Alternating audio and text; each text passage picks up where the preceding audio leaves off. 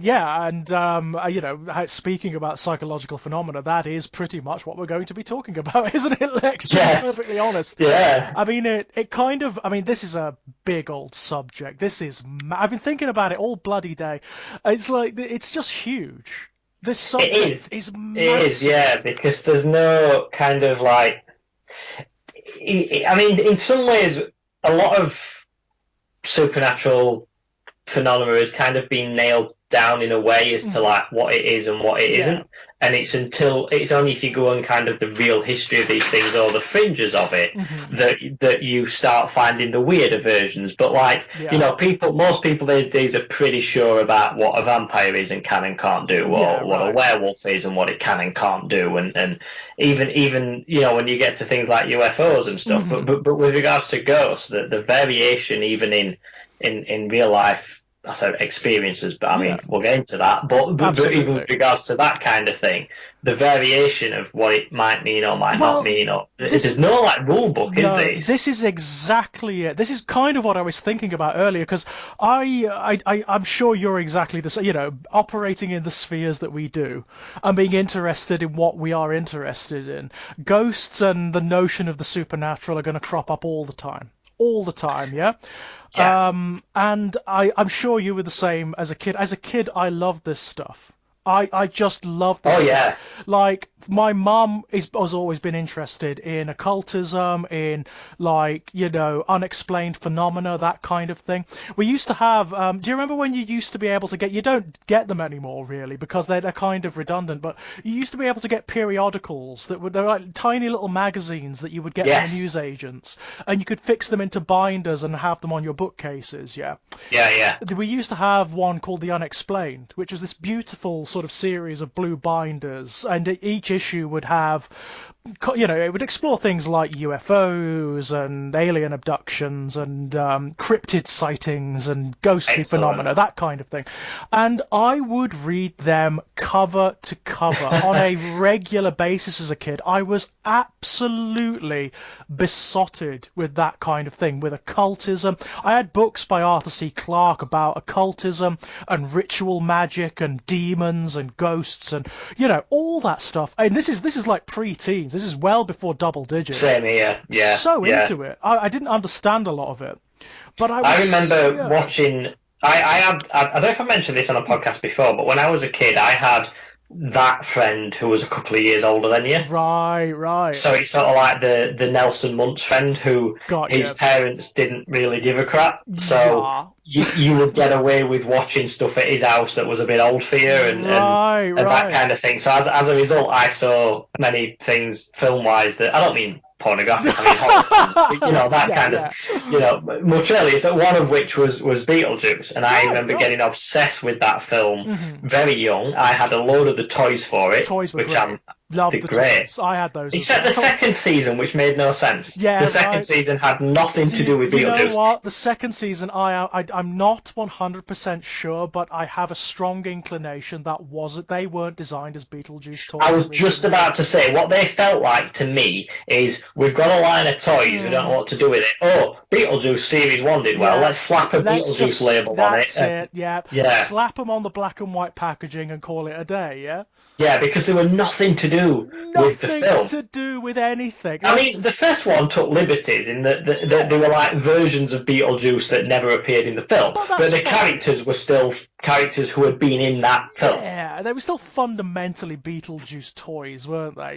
Yeah, But the like the latter ones, yeah, they were a bit weird. They were a little off just for somehow. anyone who wasn't aware of them because they weren't born as far back as the 80s, the toys were the ones we were on about were basically like transforming people. They were Yeah, like a person who could transform into a giant rat or a big spider right. There was like almost a like there was a series of Ghostbusters toys that did the yeah. same thing, and they also had nothing to do with Right, right. Ghostbusters. I mean, these were very much like those, weren't they? They were almost like Yeah. Ghostbusters knockoffs, weren't they? They were like slightly cheaper make Hmm. than the kind of Ghostbusters toys toys did, because they were actually really good toys, even though they were nothing to do with the Ghostbusters. Yeah, The toys themselves were really good. Oh, the Ghostbusters. In fact, the Ghostbusters are a really good shout because I was thinking about this. You know, sort of our generation, they do have. It's a consistent thing.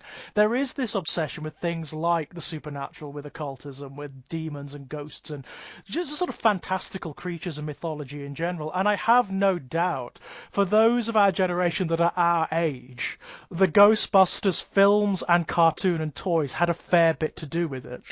I often wonder if the reason for so much of that coming out in the 80s is because the people who made it were people who had grown up in the 50s when all that stuff was banned during American McCarthyism era. So there was kind of a taboo about it. Well, there was an explosion, wasn't there, in the 1980s? Yeah. Just like in, you know, how in Victoriana there was this explosion in mediumship and in magic and sort of street magic, theatre magic, that kind of thing, cold readings. Because, of course, in Victoriana what you had was the parameters of science expanding massively and pushing back all of the old meta-narratives. Yeah, so what they thought they understood was no longer secure, so that might mean lots of things are possible. So Right. So you had these kind of like pockets of pushback. You had the mediums who were massive in Victoriana. You had the same thing going on in the 80s when everything was very materialist. Everything was very sort of like you were defined by what you owned and what you wore. Yes. And, you know, suddenly you had this explosion of sort of like lifestyle supernaturalism where people thought it was kind of quirky to be interested in ghosts again, you know? Very much, and you see that in the Beetlejuice film itself. Right. That's what the characters are like within it. They discover this house is haunted and immediately think, turn this into a theme park. Right, you know? right. So, I mean, actually, now that you mention it, Beetlejuice is such a good shout because it is like, it's almost like, I'm sure Tim Burton wasn't entirely conscious of this, but it's almost like he's exploring the 80s attitude towards these things, isn't it? Yeah. What would happen if this happened in the 80s? Right. If you got a haunted house in the 80s, how would they deal with this? And they immediately think, let's make money off it. Exactly. So you've got these people, right? The Dietzes, yeah? And they learn that there is life after death, right? There is absolute life after death. There are ghosts. They are not like they're not some like natural phenomena that's being mistaken for ghosts. They are actual conscious spirit people, right? Yeah. And the first thing, they don't like treat that as a revelation. They don't treat that as though, oh my God, life means nothing. Everything has been changed by this. No. They treat it as a commodity. It's a business opportunity, isn't it? Straight away, yeah. I mean, that's a really good point, actually. And that is something that happens throughout 80s culture. It does. But what my point was is that the people who would have made these films, like Dan Aykroyd and Harold Ramis and Tim Burton, would have grown up in the 50s when, because of McCarthyism in America, or any reference to the supernatural was banned from childhood media, seditious, comic books and stuff. So because it was viewed as subversive and all that kind of thing. Corrupting to American youth, yeah? Exactly. So it was a House Un-American Committee thing, wasn't it? It was all of that. So because of that, there'd have been a massive taboo when they were kids. And you know how it works with kids. If you tell them they can't have something, that immediately becomes the most interesting subject. Right, yeah, so maybe that's it. Maybe what you've got in the 80s, as well as like the sort of lifestyle element that's going on, you also have this kind of cultural expression of what was repressed in the 50s. Yeah, that's what I think it feels like. Just because of the age of the people who made those films and what it would have been like in America when they grew up with regards to those subjects, it just seems a bit of a coincidence if that isn't the... Yeah. I mean, you've also got other things going on in the 80s as well. So you've got the liberation of media. So you have things like videos becoming available, right? And you have this new upsurge in certain kinds of cinematic and TV material. Very much, because for the first time, films weren't forced to be a shared experience. Yeah. A film might be something you sit and watch on your own in your bedroom, whereas prior to the 80s, that had never been the case. It just wasn't a thing, was it? And it's just the notion of access as well. So, and also, I mean, the material itself, so things like horror films became, I mean, they enjoyed a renaissance in the 1980s, the like of which you've never seen. And some of that is to do with Stephen King, obviously. I mean, the the phenomena that Stephen King and writers like him almost single-handedly created, where they made horror and supernatural fiction viable, bankable, basically, Very much, and yeah. resurrected it again. It became pervasive once more. Yeah, well, I think it had kind of, people stereotyped horror in the 70s as, apart from a couple of standouts, for the most part, I think it went down the route of being a bit like Hammer horror Yeah. at its Hammer at its worst, not at the Not at its heyday, but best, like yeah. it's hammy, it's women screaming and fainting, it's Yeah. that's what horror had kind of become as a genre, wasn't it? Yeah, Or at least yeah. in, not necessarily depending on the films that you picked, but at least in people's eyes. Yeah, yeah. Although we did get The Shining in the 70s. Right. I mean, there's That's a ghost film. yes, actually, The Shining is a really good example. The Shining was, and again, a cultural phenomenon. It was something people responded to. And The Shining, I think, is an excellent example about what you were talking about earlier, which is whenever you enter into conversations about this, there are real problems because people spectacularly fail to define their terms. Yes. So what The Shining does, it actually asks the question, what is a ghost? What do you mean? It does, but I think that Doctor Sleep was an interesting sequel. The film. I haven't read the book. I'm on my hand up. I've seen the film. I read the book. I didn't like the book. I haven't read it, but I've heard a few people say they preferred the film, which is unusual, isn't it? Massively, I've got to So say. yeah, that's another one of them. Yeah. Yeah. So, but I quite liked how the film clarified the rules of the ghosts and the Overlook and how that all worked. I kind of like that. I mean, I like a bit of vagueness, but I don't like when it's like Lost level of vague, where it's just like, oh, who cares, leave it. But it's like, give me something, please. Let's not explain anything. No, I think what the original Shining, the film anyway, the book doesn't really, because the book is very literal. There actually are ghosts. They are supernatural. They are affecting Jack Torrance's mind, and that's the end of it. The film doesn't necessarily do that. What you have in the original Shining is it's a portrait of a family that could be seen to be going slowly mad together. Yes. So you have this notion of ghosts as not as a literal thing. They're all haunted people. They're haunted by different things. They're haunted in a psychological sense. Yeah, because Jack never sees the same ghost as the kid, does he? Right.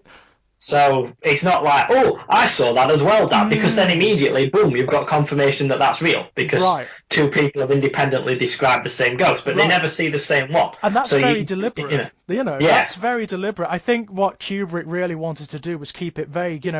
Are there ghosts in this hotel, or are these people just operating under such pressures, such sort of psychological pressures? Are things so wrong in their marriage, in their own heads, that things are just breaking down, I think the casting was key to that, because both Shelley Duvall and Jack Nicholson immediately seem tense as fuck in that film. They both seem like they're on the verge of a breakdown. Whereas in the book... Yeah, maybe because of Kubrick's direction.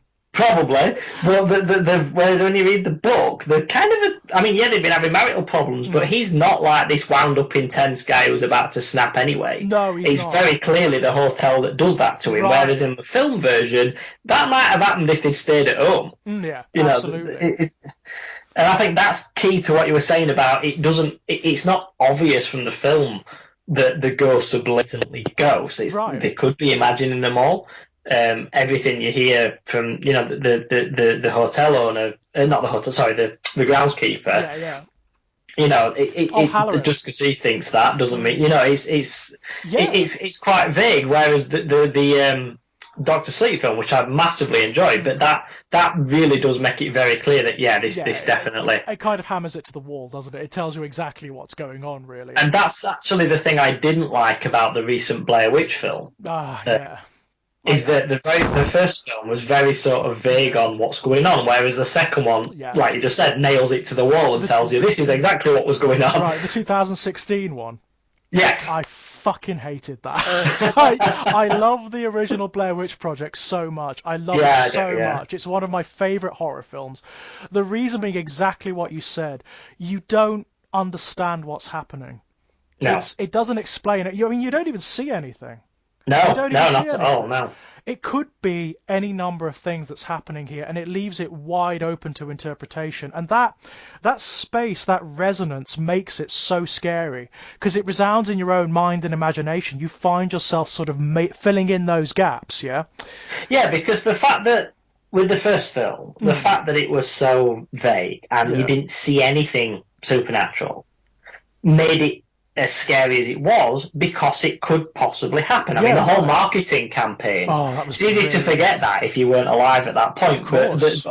But the marketing campaign sold this film as if it was genuinely found Yeah. footage. Right. That's where the term comes from. Right, It and was it was spectacularly successful it because was. people believed going into the cinema that at least portions of this were real footage. Exactly, but with the new film, that wouldn't work because immediately you've got an actual supernatural Right. being on camera. Yeah. So you know straight away, this is fake. This is a Yeah, film. it's It breaks that. spectacularly misconceived. Yes. Spectacularly misconceived. For my money, it misses the point. It misses the point of found footage horror in general. You know, the whole thing with I mean, I love found footage horror, but trying to find good found footage horror is really difficult. Have you watched? This isn't a ghost one, so it's a slight diversion. Yeah. But have you watched The Borderlands? No. Oh, that's a good No, one. I don't know that one. It's about this. Do you know it's about 5 years ago since I watched it? But I'm gonna have to rewatch it now. But it's this guy, these two documentary makers who are investigating this little town which has got like an old church, and it's one of them churches that used to be not a Christian church, and now it is. And there's been supernatural phenomena occurring in this church. Mm-hmm. So they go to film it, and when they're talking to locals, they talk about that the people used to worship something on this land a long time before people brought Jesus over. Okay. And there's a conversation which says that in the old days, people didn't understand spirituality. They used to worship stuff that they could see. So they worshipped the stars or the moon. So people on this land used to worship some gigantic entity. They're not talking about some spiritual thing that they can't see. They're talking about like a literal thing. Yeah. And then where the film goes, and particularly the ending, which I won't go into, but it really shocking and disturbing, but in a brilliant way. But it's genuinely disturbing in parts, and it doesn't. You don't know what's going to happen, and it kind of leaves you on that feeling of like the original Blair Witch, where it just ends, and you're like, shit, that's the ending of it. So you should definitely watch that one. Oh, that does sound good. That sounds right up my alley, I've got to say. But yeah, that's basically it. You know, the 2016 Blair Witch Project. It's too filmic. It's too like a film, you know? That is death for a found footage or documentary horror. If it's too, like, directed, if it's too scripted, if there's too much acting going on. Tropes as well. You start adding tropes into it, like the slutty girl's going to get killed and the knobhead jock's going to get killed, but the nerdy guy with the glasses on who knows about the myths, he'll survive. And, you start adding tropes into it and you take it away from that reality. Whereas the original one, it felt like any one of them could have died at any point. Right, you know? Yeah. And you know what it is about the original one as well? It's that wonderful creeping sense of escalation where there's a point where you as the viewer know they're fucked. Right? Yes. But they don't. And you're just waiting for that axe to fall. You don't know what's going on. You don't know why it's happening, but you know they are not getting out of those woods. You're just waiting to see what happens to them, yeah?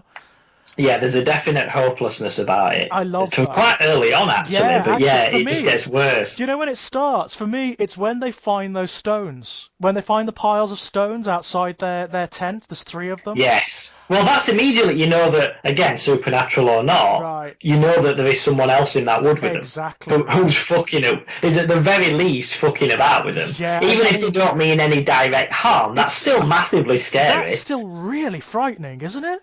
Yeah. Isn't that, like, even in of itself, whether it's like human beings messing around or whether it's something else? Even so, it's either one of the actual group is doing it for a laugh, which is also scary because you're supposed to be able to trust each other in that situation, or it's someone else who's hiding in the woods following them and doing this shit, which is also scary. Which is also bloody terrifying, isn't it, you know? Yeah.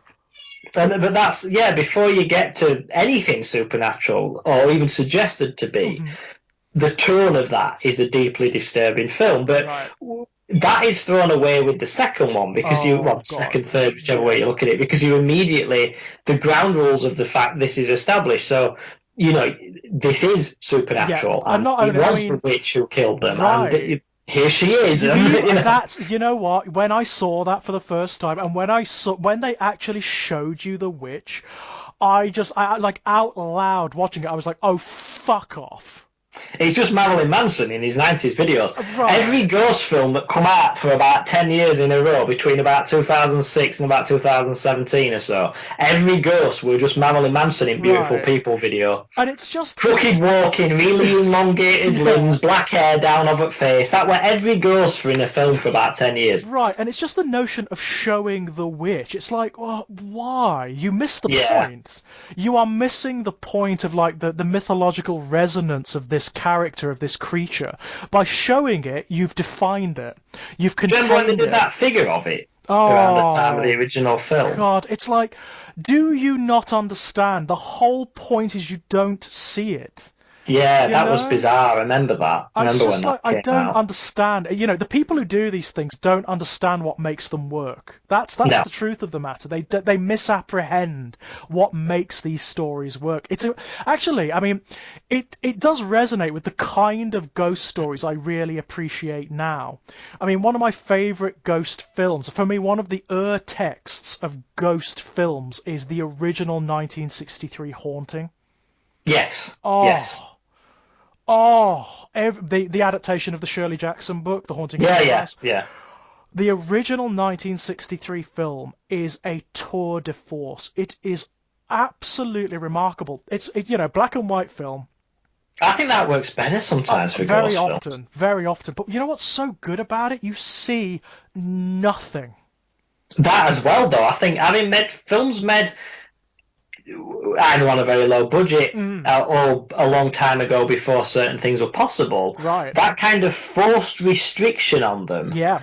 I think, helps with the creativity in some ways. Absolutely. And I Well, think it makes them scarier because they can't show you a great big CGI exactly. monster. That's it. And what they've got to do as a result of that lack of either technical capability or budget or whatever, they've got to rely on atmosphere. They've got Yes. to rely on atmosphere. And this film, the original 1963 Haunting, is nothing but atmosphere. The whole story, the whole film, every set piece is told through atmosphere. It's all these just weird, sort of weirdly lit, strangely angled shots that make the house seem so weird and distorted and strange to the eye. I And liked that effect in Beetlejuice as well, actually. That yeah. house just seemed odd the Oh, well, entire time. yeah. It was odd. Right, I love that stuff. I love that stuff. Yeah. But I mean, what I also love is the fact that the haunting doesn't do anything. It doesn't define what's happening. It demonstrates that ghosts very often, the notion of ghosts, it doesn't necessarily mean some external supernatural phenomena. It can mean what's happening in our heads. We're all haunted entities, you know? We're Yeah. haunted by like ghosts of our own past, of our own slowed off and partially dead selves, of the echoes in our heads, the impressions of what we experienced and of other people. All of those things can be legitimately defined as ghosts, you know? And Yeah, I I love had something that. like that quite recently, a very vague example of Hmm. that. Because I've been going on, like I mentioned at the start, I've been going on quite a lot of walks recently. Right, right. Because and one of the routes I take takes me past where my grandma and granddad used to live, Hmm. which was a house I'd visited a lot, and Right. they were both like long time full life smokers, Right, right. and their house had that kind of, it's difficult to describe a smell, isn't it? Yeah. But you know that kind of smell where it's not unpleasant, but it's like the smoke has just settled into the walls. Right, it's like So acridity, isn't it? It's like yeah, yeah, I know what you mean. I know it's not exactly like the what you mean. same smell as when someone immediately lights up a fag next to you and it makes No. you cough. It's like that is a part of that house. It's a very Hmm. distinctive smell. And whenever, like, if you'd been in that house, you'd kind of carry it with you for a little bit, or if like when they sent you a birthday present, the wrapping paper would smell of that. It was just that kind I of, know exactly what you mean. yeah, It's hard to describe, isn't it? It is hard to it is. describe, but it is this like lingering acridity. It seeps into everything, doesn't it? It Like did. carpets and walls and curtains and stuff. Yeah, and I used to be able to, as you're kind of walking up the driveway to their house, you could smell it before you got there. Right.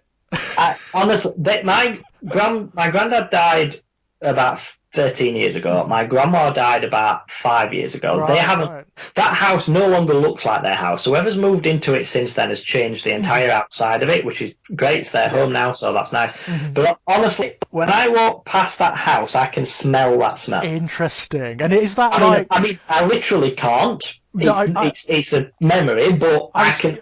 I was going to smell ask, that smell. Is it like physically there? Is it still the house that smells, or is it? No, because we sorted that out before we even sold it. Right. Because we re-wallpapered it and deep cleaned everything. You can get this like spray that removes the smell. Yeah. So like industrial Febreze, if you like. Right. You know, we did all of that. But so yeah, it doesn't actually smell like that, but it's just I can. I'm sure I can get that without even thinking about it. It's not like I walk past it and think, "Oh, I'm going to get that smell in a minute." But just when I walk past it, it just hits me because I'm so used to that scent. That's what interests me about this subject. That what you've described just there, that kind of like very immediate sensory association.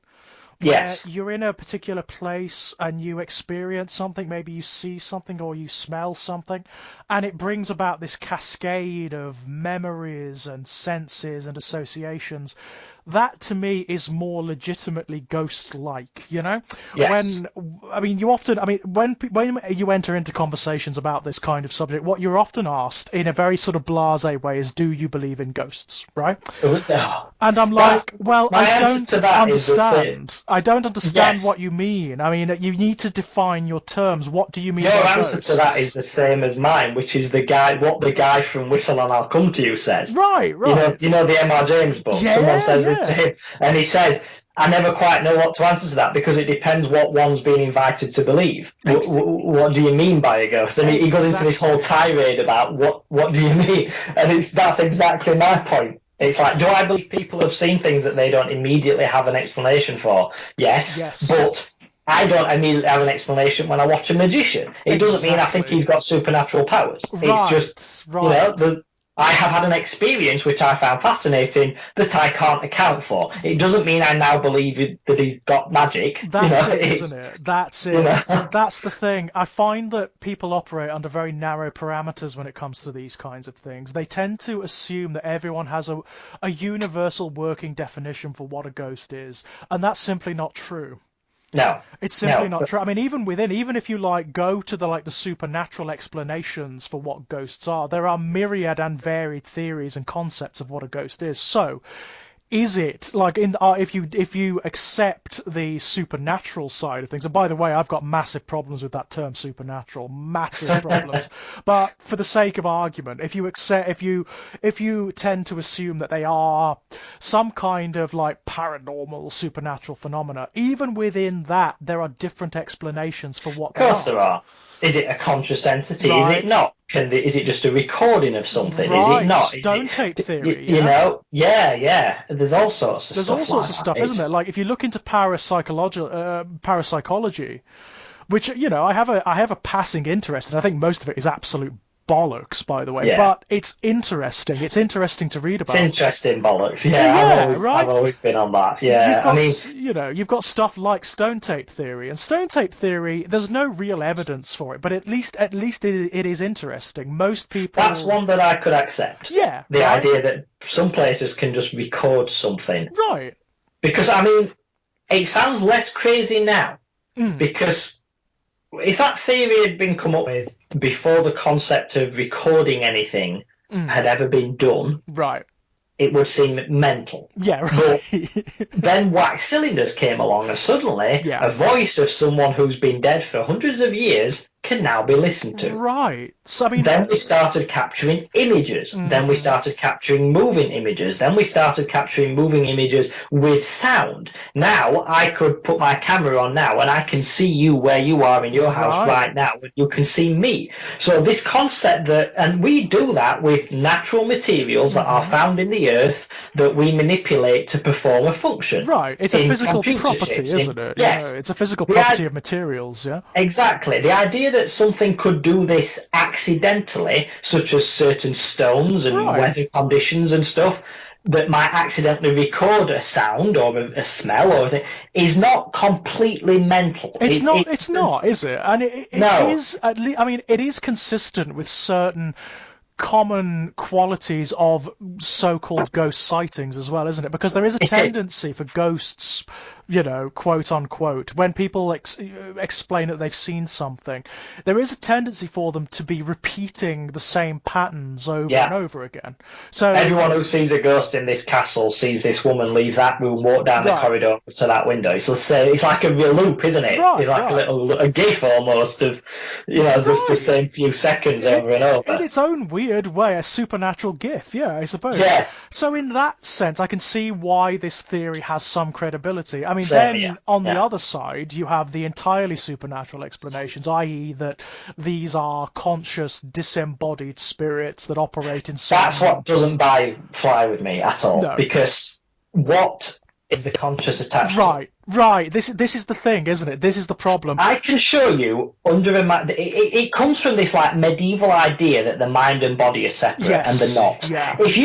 If I put some electrodes on your head now and hook it up Uh, to a computer screen, if you think about anything at all, whether it's a memory, whether uh, it's a story you're about to tell me, whether it's what you had for dinner yesterday, do some maths. If you use any part of your brain, that it lights up on that computer. right, It is right. your thoughts, your personality, your emotions, your memories, everything has a physical connection to your Right. brain. It has a It comes physiological basis, doesn't it, Yes, it is connected to your brain. If you cut your brainstem off, your personality, everything about you is gone Right. because it is tied to that. You cannot separate it. This is it. Where's the electrical activity? What's it interacting with? Where is that? And It just you the know, idea of consciousness existing without a brain, it just doesn't work on any level. it's massively problematic, isn't it? Like outside of things like some form of transhumanism, where it's technology, where it is like an engram that's encoded into some sort of like vast database or computer But then you've system. replaced it from one storage system Exactly. to another, haven't you? Yes, right. So even then there is like a physiological basis, isn't there? There is a system, there is a network, Yes. that's it exactly. But This we know is that now, and that kills so many theories about ghosts right. because when a lot of the ghost stories, like the classic era of it, before biology was fully understood, people didn't know that there was. Well, not that they didn't know, but you couldn't prove under a microscope, as you can now, that every aspect of your brain, your personality, is connected to a part of your brain. Right, And right. you can change that, and it changes the other. If you don't eat enough, your brain produces different chemicals, and it makes you a grumpy fucker. Your Right, right. personality changes. There's also the You know, phenomena. I mean, you must have read the stories about people who have had like clonks on the head from something, or have been in accidents, or they've had some yeah, sort of like neurological damage, and their yeah. entire personalities have changed. Yep, suddenly they used to be world's biggest barbecue lover, now they're a vegan, or so, Right, right. just things like that. There's Yeah, a gentleman, I believe he was a basketball player in the US, a black basketball player. I can't remember his name. Had a clonk on the head, was in a coma for about 4 months. It was totally straight. Woke up gay.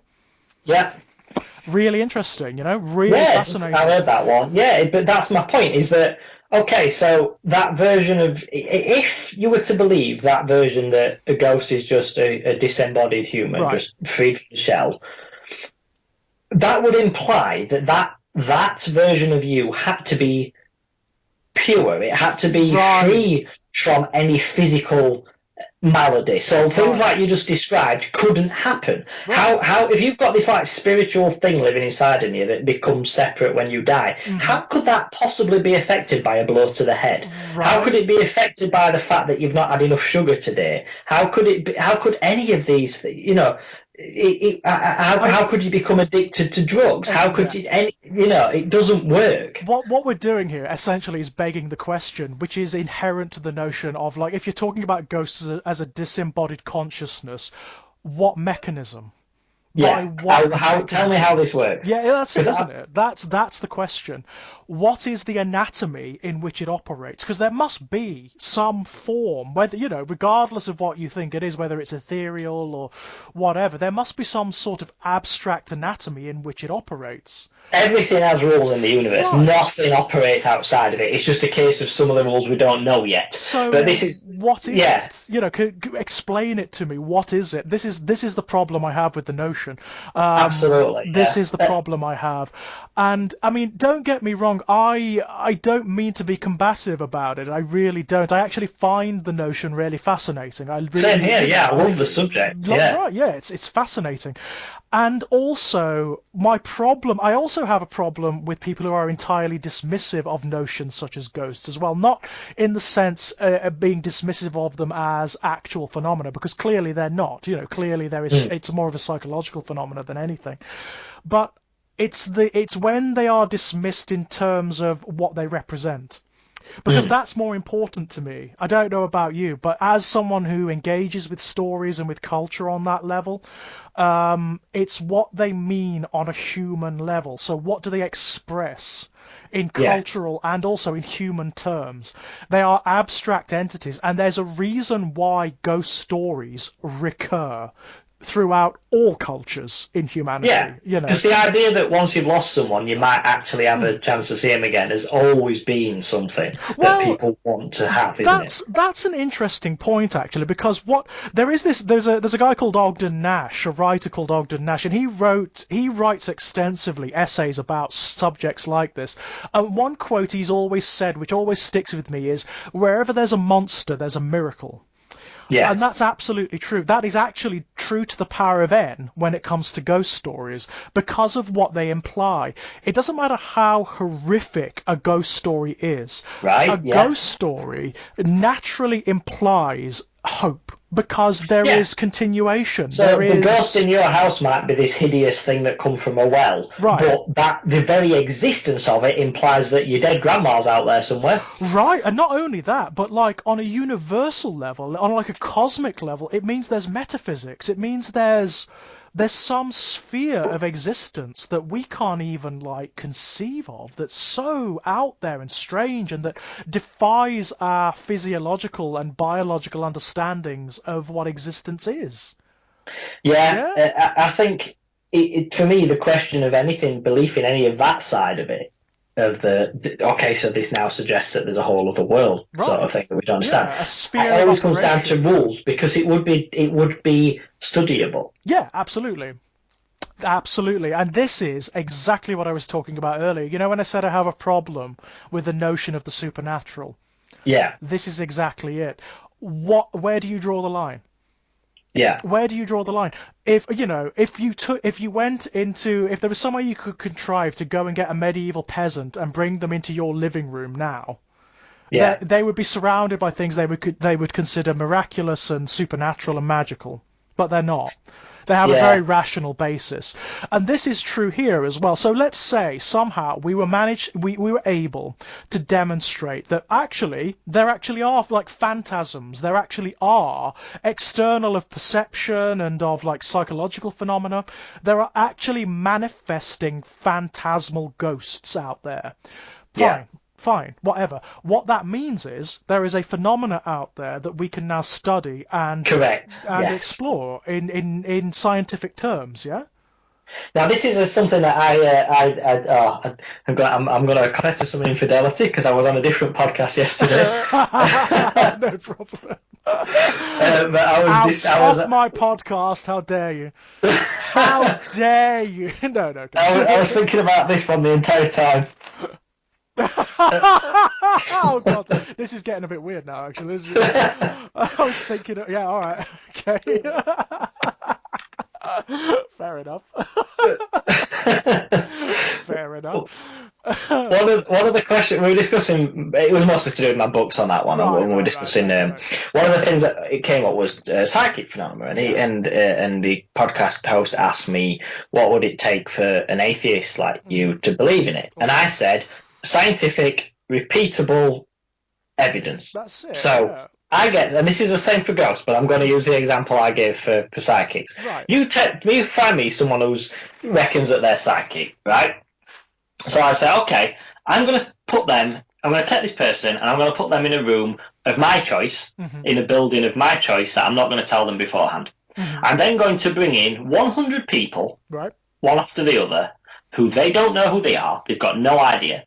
And each of this person, and I'm going to give a list to this psychic person of 10 things they need to write down about each of these people. Right. So their name, not something you could determine by kind of a guess like the race or the age, or but you're going to tell me their name, you're going to tell me their mother's name, you're going to tell me their job, and you're not allowed to ask them leading questions. I'm going to give you a fixed list of questions that you can ask, right. and they're going to, and you're going to get this information from me, because if this is and you're going to get a 95% success rate or above, or you don't have that ability, right? Because if it's something you can do, why can't you just do it? It's like if I said to you, I've got double jointed thumbs. I can break my thumb backwards and put it back in the socket. Right. If you said to me, all right, do it 10 times in a row, then I could do that. You could I don't have that ability, but if I did have that, I could do that 10 times in a row, because it's just a thing that I can do. Right. If you are claiming that you have the ability to read someone's mind and whatnot, why can't you just do it on command in a scientific, repeatable study? Why does it have to be, when the time's right and all that wishy-washy bollocks? Yeah. No. If this was like, for instance, in the world of the X-Men, if he was Professor X, he could absolutely pass that test. Right. Because it's a scientific thing that he has that ability. It's repeatable. It's evidence, you can log the evidence of it. It's demonstratable under scientific conditions, and that's what it would need, and that is what I would need for ghosts. So if you said to me, this place is undisputably haunted, I would say, what are the specifics of it? If you said to me, if you go there at midnight and go into the top ballroom, the top bedroom above the ballroom, you will see a ghostly figure hanging from the rafters. It's a man who hung himself in the Great Depression. I should be able to go to that room at that time at midnight 15 days in a row and see that ghost every single time. And even then, that's what I would need to believe this. I mean, that all that would do is prove that, okay, this is real. You would then, like you said before, that would then open up the whole avenue of study of what does this mean then. Right. But that would be the first thing it would take for me to actually full-on believe in a manifestation as a thing. It wouldn't mean I then believe that they're conscious and all that. But again, if it's real, if it exists in our universe, there's no reason it shouldn't be able to pass that test. No, you're absolutely right. I mean, it's even more difficult because most of these experiences are based on perception. They're based on human perception. And the problem with that is that human perception can be tricked. It's the most unreliable thing. It really is. Witness testimony, for the most part, is useless. Exactly, and that's all you have, isn't it? That's all you have. And also, even when people see things, that's wishy-washy enough. But a lot of sort of like ghostly phenomena, when they're talked about, are not even that. Oh, I felt a little cold in this spot. Yes. Have you noticed how the myth around ghosts, amongst the people who believe in them, have you noticed how the myth around it evolved so it could still work with modern world? Yeah. So, like, it was conveniently added into the mythology of ghosts that, you can't catch them on camera. Right. Do you know what I mean? It's like, that's convenient, isn't it? Well, this is the point at this point, isn't it? We would have found something by this point. Yeah. There's no doubt, because the thing is as well, people, I mean, I'm prey to this, which is why I have to be so careful about it. I want it to be true. Same here, that's the strange truth of it, yeah. That's the problem. There's an ache in me to want this stuff to be true. Demons, monsters, magic, occultism. I have this problem. Laura Marrow and I talked about this because she suffers with it too. I have this thing called magical thinking, where my brain sees poetry and patterns everywhere. Yeah. It sees things like omens, and it will interpret things that I encounter in the streets and patterns in leaves and things as though they are sort of like phenomena that are trying to tell me things, as though they're trying to show me how things work, or they're trying to warn me against things. And it's just a fault of my perceptions. It's a fault of my brain, Yeah. And I'm aware But of if you're the sort of person who assigns meaning to that, that's the then problem. You could so easily convince yourself that you've got a wealth of evidence that you're psychic or whatever, Yeah, and there's also, I mean, there's a further problem, which is that we have this inclination as human beings to self-mythologize. Yeah, we love Yeah. to self-mythologize. We love something that gives us some sense of narrative purpose. So what we tend to do then is we take memories that maybe weren't that significant really, and we, not consciously, it's something we just do naturally. We embellish them as time goes on. Yeah. You know, Yeah. we make them more than they actually were. So even when you get people who say like, and they're not lying, this is something I really need to draw. Most of the people who say they've encountered these things or experienced these phenomena are not lying. No, they believe it. Yeah. They believe it. They're not lying to you. No, That's it. It's not it's conscious, you know. I mean, unless you count the mediums. The mediums, by and large, actually are just fucking lying because they're yeah. wankers. Basically, I have no Yes. time for mediums whatsoever. I actually, you know, I wrote a, you know, when Derek Acora passed not too long ago, I wrote almost the day after. I wrote this long fucking screed about what a shyster he was and what a complete wanker he was, and I was going to give it to Jim at the Ginger Nuts because I knew he'd run it. I knew he'd run it. Yeah. And I was like, you know what? I didn't in the end. And the reason I didn't was I said to myself, there's such a thing as stirring the hornet's nest. And then there's taking the hornet's nest and putting it on your head. Yes. You know? Yeah, it's just nothing good's gonna come of it, is it? No, You know. but it is what I believe. You know, I have no time for mediums. No, I'm the same. I'm have, exactly the same. insofar as, like, you know, people who claim they're psychic and just casually who'd say, oh, well, I can feel people's emotions and whatnot, I don't believe them, but I can sort of leave it aside because it's no, but largely... that's a studying thing though. But Right. that the emotions thing is kind of true, but not the way they think Right, it is. it's empathy, isn't Because it? Just, yes, you know, because what that actually means is that there are a billion tiny signals and smells and all sorts of things that people give Right. off, depending on their emotional state. And That's some it. people can pick up on this stuff. That's Other it. people can't. Yeah. It's not a magical ability. No, that's it, isn't it? It's But not magic. It's not No. like a magical gift or something. It is something you can do because it's just the problem is because people can't define how they do it, they attach a magical explanation. Simple answers. People want simple answers. It's why it's why you're never going to be able to convince a hardcore like Republican Christian that evolution's real. Right, Because right. you're like, what's the origin of the world then? Well, if I can tell you, but I'm going to need about 7 years to explain the science because everything it involves Because every it's form complex, of science yeah. known to, or I can just say God did it. Right. You know, Yeah, I mean that's you absolutely haven't got the true. time or the patience to spend the amount of time to study it to understand the actual truth, so you're just going to take the simple answer. That's it. But by and large, like the empaths are harmless. They're not like hurting anyone really. Oh, it depends when they start. It depends what sort of people they are, though. I mean, some people use it as justification for bollocks, and you know, when you get people who's like, "Oh, I'm spiritual. I'm not treating my child's asthma. I've got some crystals." Now that is bullshit. Yeah, now that is, yes, that's an entirely other order of bullshittery. Is that This is one of the things that's. It depends if they're just doing it for themselves. Yeah. You know, like if you've been given a cancer diagnosis and you choose to not have medication and you've just bought some crystals that you're going to put around your house, I think, you know what? Not your seminar. It's your health. Fine. Absolutely. Couldn't care But less. when it's their kids or something, yes, then it's different. You absolutely. know. But like the mediums, the people who claim they can talk to dead people, Oh God, they can go fuck themselves. It's so like. Even the ones who don't ask for money and they're just doing it for attention, it's so... I can't even think of the word. It's just so wrong in every conceivable word. It's disgusting. I consider it a violation, and I consider it a desecrational. Yeah. I think what they're doing is trampling all over the memories of people who can't defend themselves, who are dead, so can't defend themselves.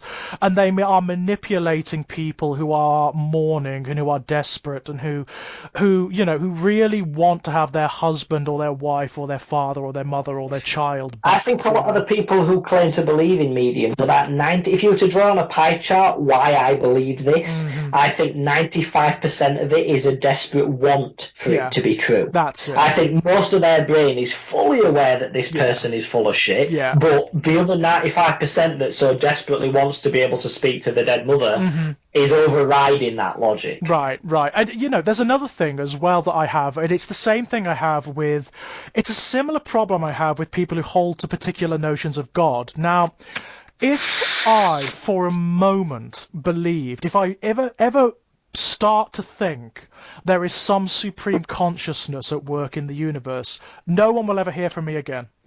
I will disappear, and you will never hear from me again. I'm absolutely serious. I am totally serious. If I believed that for 1 second or 1 iota, what would this life matter? What would any of this matter? I'd be off in a desert, up a mountain somewhere, trying desperately to commune with it, because that's all I'd want. Yeah. I wouldn't want anything else in the universe other than that. This banal, boring, stupid, petty life, forget that. Forget that. The same is true when it comes to notions like spirits, ghosts, or whatever. If I thought for 1 second there was some other sphere of operation that, like, mediums can apparently access, do you think I'd be fucking about on some television show or doing readings or stuff like that? No. No, of course. Why would they'd be? Yeah, they'd have so much bigger concerns to fill their brains God, with. I would be somewhere else. I'd be in some No, other. You know what I mean? apparently, if you do possess that ability, you operate out of a tent on the seaside. Right, right. And, It's such bullshit. It's such bullshit. And you know what? It does a harm to metaphysics in that regard, because it banalizes it. It turns it into, like we were talking about earlier with the 1980s, it turns it into a fucking commodity. It turns it into a lifestyle choice. And it closes us off. If there is, let's assume that maybe there is some other sphere of operation that we're not aware of, right? Some other state of reality, some other state of experience that we cannot perceive. These fuckers are obscuring it. Yeah, it makes it harder to get through, doesn't it? Yeah. Right. And not only that, they're making it seem so small and petty and pathetic. It's this whole notion of, oh, they're very happy. Fuck off. Fuck off! Why are they always so vague as well? Well, I'm getting a name. It starts with an F. Why don't you tell your name? Why you tell me? I mean, if I was trying to get through to someone, I'd be like, "Hello, my name's Lex. I died in this year. That's my wife." Do you know you what? just tell her that. Why am I being vague? Tell her my name starts with an L. Not only that, but why would these entities, assuming they can communicate, why would these entities that are now in some other state of being, why are they not pouring this into the minds of those who can hear them? Why are they not going, oh my God, you've got to tell everyone. This is like, when you die, you are going to explode into some other state of consciousness that you can't even comprehend. It's insane. I've got to tell you all the secret. I've got to tell you what this is, Why are they not? Why is it always this banal bullshit? Why is it always, oh, they're very happy. Oh, they're very safe. Oh, they're with their family. With their fucking family. Jesus Christ. If that's oh my God, eternity in family? No, thank you. You just carry on as you were before, but forever. That's a bit of a pointless afterlife, isn't it? Actually, I mean, I'm reminded of a story Stephen Fry tells when he went to Utah, right? He went to Utah and he went on one of the tours with, because Utah is entirely Mormon, basically. Sure. And he went on one of the tours with one of the Mormon tour guides who took them around to temples and told them all about, like, the belief system and whatnot. And one of them said, oh, we believe that when you go to heaven, when you die, if you've been a good person, you go to heaven and you get to spend eternity with your loved ones and your family. Apparently, Stephen Fry spoke up and said something along the lines of, he said something like, but what happens if you were good? And they did not like it at all. They did. No, but I mean, it's also different versions of heaven. So, like, what your version of paradise is, because what if, for me, for instance, if I was to die, I would, and that was the thing, the afterlife, I would want to be able to see my grandma and granddad again. But why? What if that's not what they want? What if my grandma and granddad want to be not grandparents anymore? What if their ideal afterlife is being carefree 19-year-olds just after the war? Well, a bit older than that, but you know what I mean. And no kids, no grandkids. They're not old. They're not, and just do that. What if they don't want to be? They've done that. Also, they've done that. Why would it be anything like that? If there is some sort of continuation into some other state of being, why would it not be as ambiguous and complex and confusing as this, you know? Why would it be anything like this? Why would it not be something entirely beyond your ability to imagine? Why would it Well, have that's to because be... that answers its own question, because the people who made it up exist in this world and can't Right. think beyond it. That's Right. why. This is a problem I have with almost every notion of an afterlife I've ever come across. Every single one of them, whether they're hellish, whether they're heavenly, whether they're this or that, it's one of the things that demonstrates that they are not literally true. And I want to make that point very sincerely. It's not literally true. That doesn't mean that there is not some sort of truth in it. There is not sort of like metaphorical truth. There's not abstract truth that tells us about us as human beings, because there is. The stories exist for a reason, you know? But the simplicity of them, the fact that they are these sort of like cartoon stick figures of what reality actually is, where all complexity is ripped away, where it's, oh, everyone's very happy. Well, Yes. fuck off then. In that instance, I don't want it. What does You that know? mean, though? Yeah, I what does mean, it mean? who's happy all the Right. time? It's What does not. that That's not how it even works. mean? What does it even mean? It's bullshit. It's Yeah, such it's bullshit. But I mean, I know, and it sounds really dismissive. What I want to make very plain is I love the stories of things like afterlives. I love the stories of mythologies and of basically any kind of theology, mythology that you can come up with. I've probably read about it. I've probably read a book about it because I find them fascinating. same here. But Yeah. I find them fascinating on the level of humanity. I find them fascinating about what they tell us about our own internal landscapes, you know? And about our histories and about who and what we are on an abstract level. Now, that's where my metaphysics comes from. When I use the term metaphysics, I am not referring to some magical, hairy-fairy sort of spiritual plane or whatever. What I'm referring to is our operation in the abstract. And that's way more fascinating to me. Way more When fascinating. did you first become interested in that as a kid? Because Oh, for me, it was. I don't know if that was the first thing, but one of my earliest thoughts of being interested in ghosts as a phenomenon was the Beetlejuice film. And I come remember that led to a fascination with graveyards, and I would ask to go to them quite often, right. um, just to walk around and look at Yeah. them. I just found it like a fascinating sort of place, and like Yeah. I would make toy ones to play with my action Likewise. figures. Likewise. I remember getting like toys at Halloween that I would then just play with all the time. That were just Yep. zombies and Mhm. ghosts and skeletons and stuff. And Mhm. and something a very strange memory that I thought of when I was thinking about before we did this podcast. I was Yeah. thinking about, oh, what are my memories of being into this stuff? Mhm. Is I remember having this notion of, and it must have come from somewhere. It must have come from something I'd watched or read, because I was Mhm. really into like old school horror and stuff. Like the Yeah. horror films I was allowed to watch were like old black and white ones Yeah. and Yeah. Of stuff. So course. Which is it ironic because was, they're often way more disturbing. yes, You know. but not on a level you'd understand at 5 years old. No. No. There's Right. no gore in them. There's no sex Right. in them. Right. There's Yeah. no.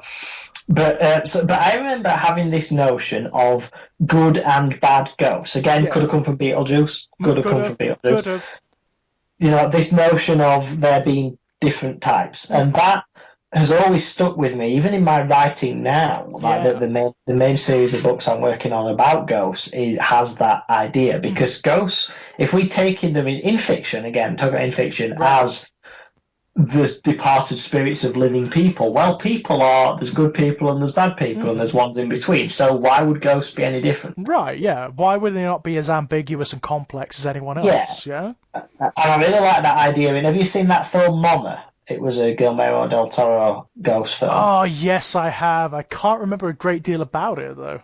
If you remember the ghost in it, she was like a twisted, rotten sort Mhm. of. And the way they describe it is that a soul is not supposed to exist outside of the human body. Right. It's supposed to move on to the next place. Mhm. If it stays here, then it reacts the same way that a corpse left out in the wilderness does itself. So it Right. Right. becomes rotten, twisted, and corrupted, and it forgets who it was or Mhm. why it's here. And even if it has some original purpose, Yeah. it just becomes this like corrupted, rotten version I of like itself that. because detached, and I really like That's that cool, mythology. isn't it? Yeah. They kind of reference that in Supernatural TV Mhm. series as Yeah, well. yeah. If you watch that, I Oh, it's got remember. well, Lex. It's got two hot guys in it who've chased ghosts and demons. Of course, I've watched it. You know, Do you remember when Bobby died uh-huh. and he stuck around as a ghost? Yeah, yeah, And yeah. after a few episodes, he was just angry at everyone and Uh-huh. lashing out, and he couldn't even remember why. Yeah, yeah. And it's just that I like that idea that all the ghosts that they fought, that was them at some point. Mm. They were just somebody who was an innocent person who died in a horrible way and wanted to stick around to justify it. Yeah. But the longer they stay, it becomes like a dementia in that Right. they can't remember who they're angry at or why and who did I want to kill. I don't know. Maybe it's this person who's just moved into my house. I'll attack Right. them. And then it's 200 years later and you don't even know who you are or why you're angry. And I thought that was a fascinating take on it. Yeah, I like that. You know, when people play with the mythology of what ghosts are, I Yeah, find that fascinating, particularly in fiction. I mean, one of my favorites in recent years was we talked about the Haunting, the 1963 one, yeah, based on the Shirley Jackson novel. Which, by the way, guys, go and read if you've never read it. It's fucking brilliant. There was the Netflix series, the Haunting of Hill yes, House, yeah, which is a much looser adaptation of the book, much looser. But there are definite ghosts in that yes, there series. are, yeah, But it does this really clever thing where it makes them expressions of psychology, but also actual. It's yeah, really clever, and then it twists them round into an almost like science fiction situation where you have ghosts that are echoes of the future yes. coming back down to visit who they Well, it's are in the like as soon as past. it's almost like once you die, you're removed from the natural flow of time Right.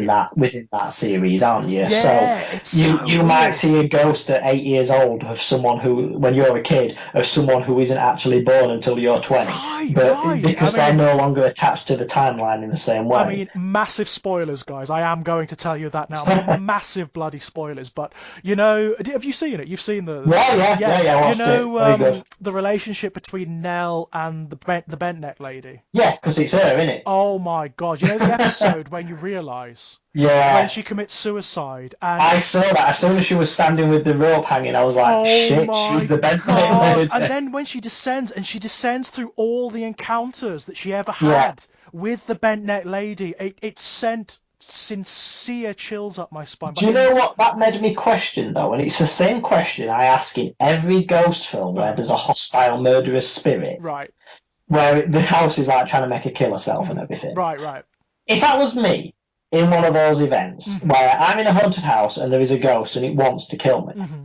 I'd be like, mate, as soon as you do that, I'm on the same plane as existence as you. Right, And right. you're the ghost of like a withered old man. Uh-huh. I'm gonna beat the shit out of you Right, so as soon as you're physical, yeah. So I'm no, gonna, as soon as we're on the same plane of existence, yeah, I'm gonna fucking murder you yeah. because right now you're a ghost, I'm not. You can push me downstairs, I can't do anything about it. Right, But right, once that's happened, I'm on the same playing field as you. right. Yeah. I Are you mean, sure you want to do this? Because but you know, it was like it's one of the few, very few sort of ghost stories I've ever come across which really tackles that notion of the miracle of ghosts as well.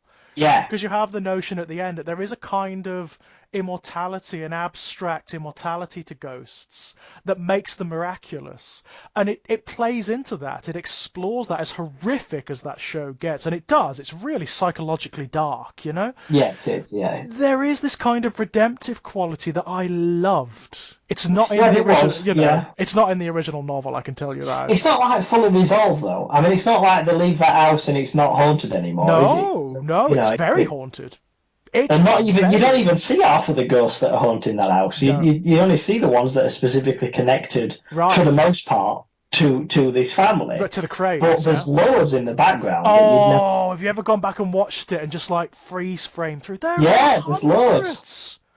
They're Do you ever find everywhere. out why? I don't think you do you? I think sometimes you get backgrounds for some of them. Some of them have little bits of suggested background, but most No, of but I them. mean, why that house? Why is it such a Oh, why magnet is for? it such a no? I think in the original story, you do. There is a reason. I mean, the original story is very different. Like Jonathan, like the Crane family in the Netflix series. Yeah, They're the people. They're not the people who built the house. They're the people who inhabit the house. Yeah. yeah, Whereas in the original book, and it's certainly in the 1963 film, the Cranes were the family who built the house, right. and they are the spirits that are inhabiting it. But basically, everyone who goes in, it's like the house is evil, basically. There's something about the way it's built, there's something I about. liked that on American Horror Story. Yeah. They had that mythology about certain. Have you watched American Horror Oh, I've Story? watched them all, Oh, yeah. Even the yeah. shit ones I've watched, I liked the mythology around buildings can be built in a certain way that Mm, they kind of capture I like ghosts. that. I like that too. It's like That slightly, is a you know. genuine type of architecture, but I can't remember the It's name of it. slightly They reference it in Lovecraftian, isn't it? Ghostbusters as Yeah, well, don't yeah. they? It's like Shandor, the guy who built Igor Shandor, the yeah, yeah yeah. the tower. Yeah. So I So liked that with they said it with the house in the first series. They said it with the hotel. The yeah, hotel was specifically designed by Jacob Marsh to yeah. be James Patrick Marsh, sorry, to do that. But then what confused me about that is on the most recent series, that 1984 I one, haven't seen that one yet. right? Oh, I don't know what I can say about it. Yeah, go for it. I don't mind about spoilers myself. I don't care. It's the same principle, it's ghosts, Right. but it's a summer camp. But Okay. how could you design a summer camp in an architectural fashion? Right. It Right. doesn't work because No. I was always thinking that it's to do with like the angles of the wood and everything. It's Yeah. all like this weird Lovecraftian geometric, you Yeah. know. That's what I But you can't understood. have a summer camp like No. that. No. Not with like because it's wild for the most part, isn't it? It's like Yeah, that but doesn't like it's the really. same in that the boundaries of this summer camp form like the, you know if you die within it then you kind of Right. stuck there. Oh, So then you're captured within it. Right, I see. So like the house in the first season, or like and the the. hotel with yeah Right, I get hotel it. so, I yeah. get it. Yeah. But I don't think it works for a summer camp. Not so much. It doesn't really make as much sense, does it? It really James doesn't. Patrick March was my favourite character on that. I thought he Yeah. was brilliant. I mean, I dressed as him for Halloween. We had a year where we did the house up for Halloween as the hotel, uh-huh. and we had loads of things like I had bath towels printed up with Hotel Cortez written on Oh, them, like superb.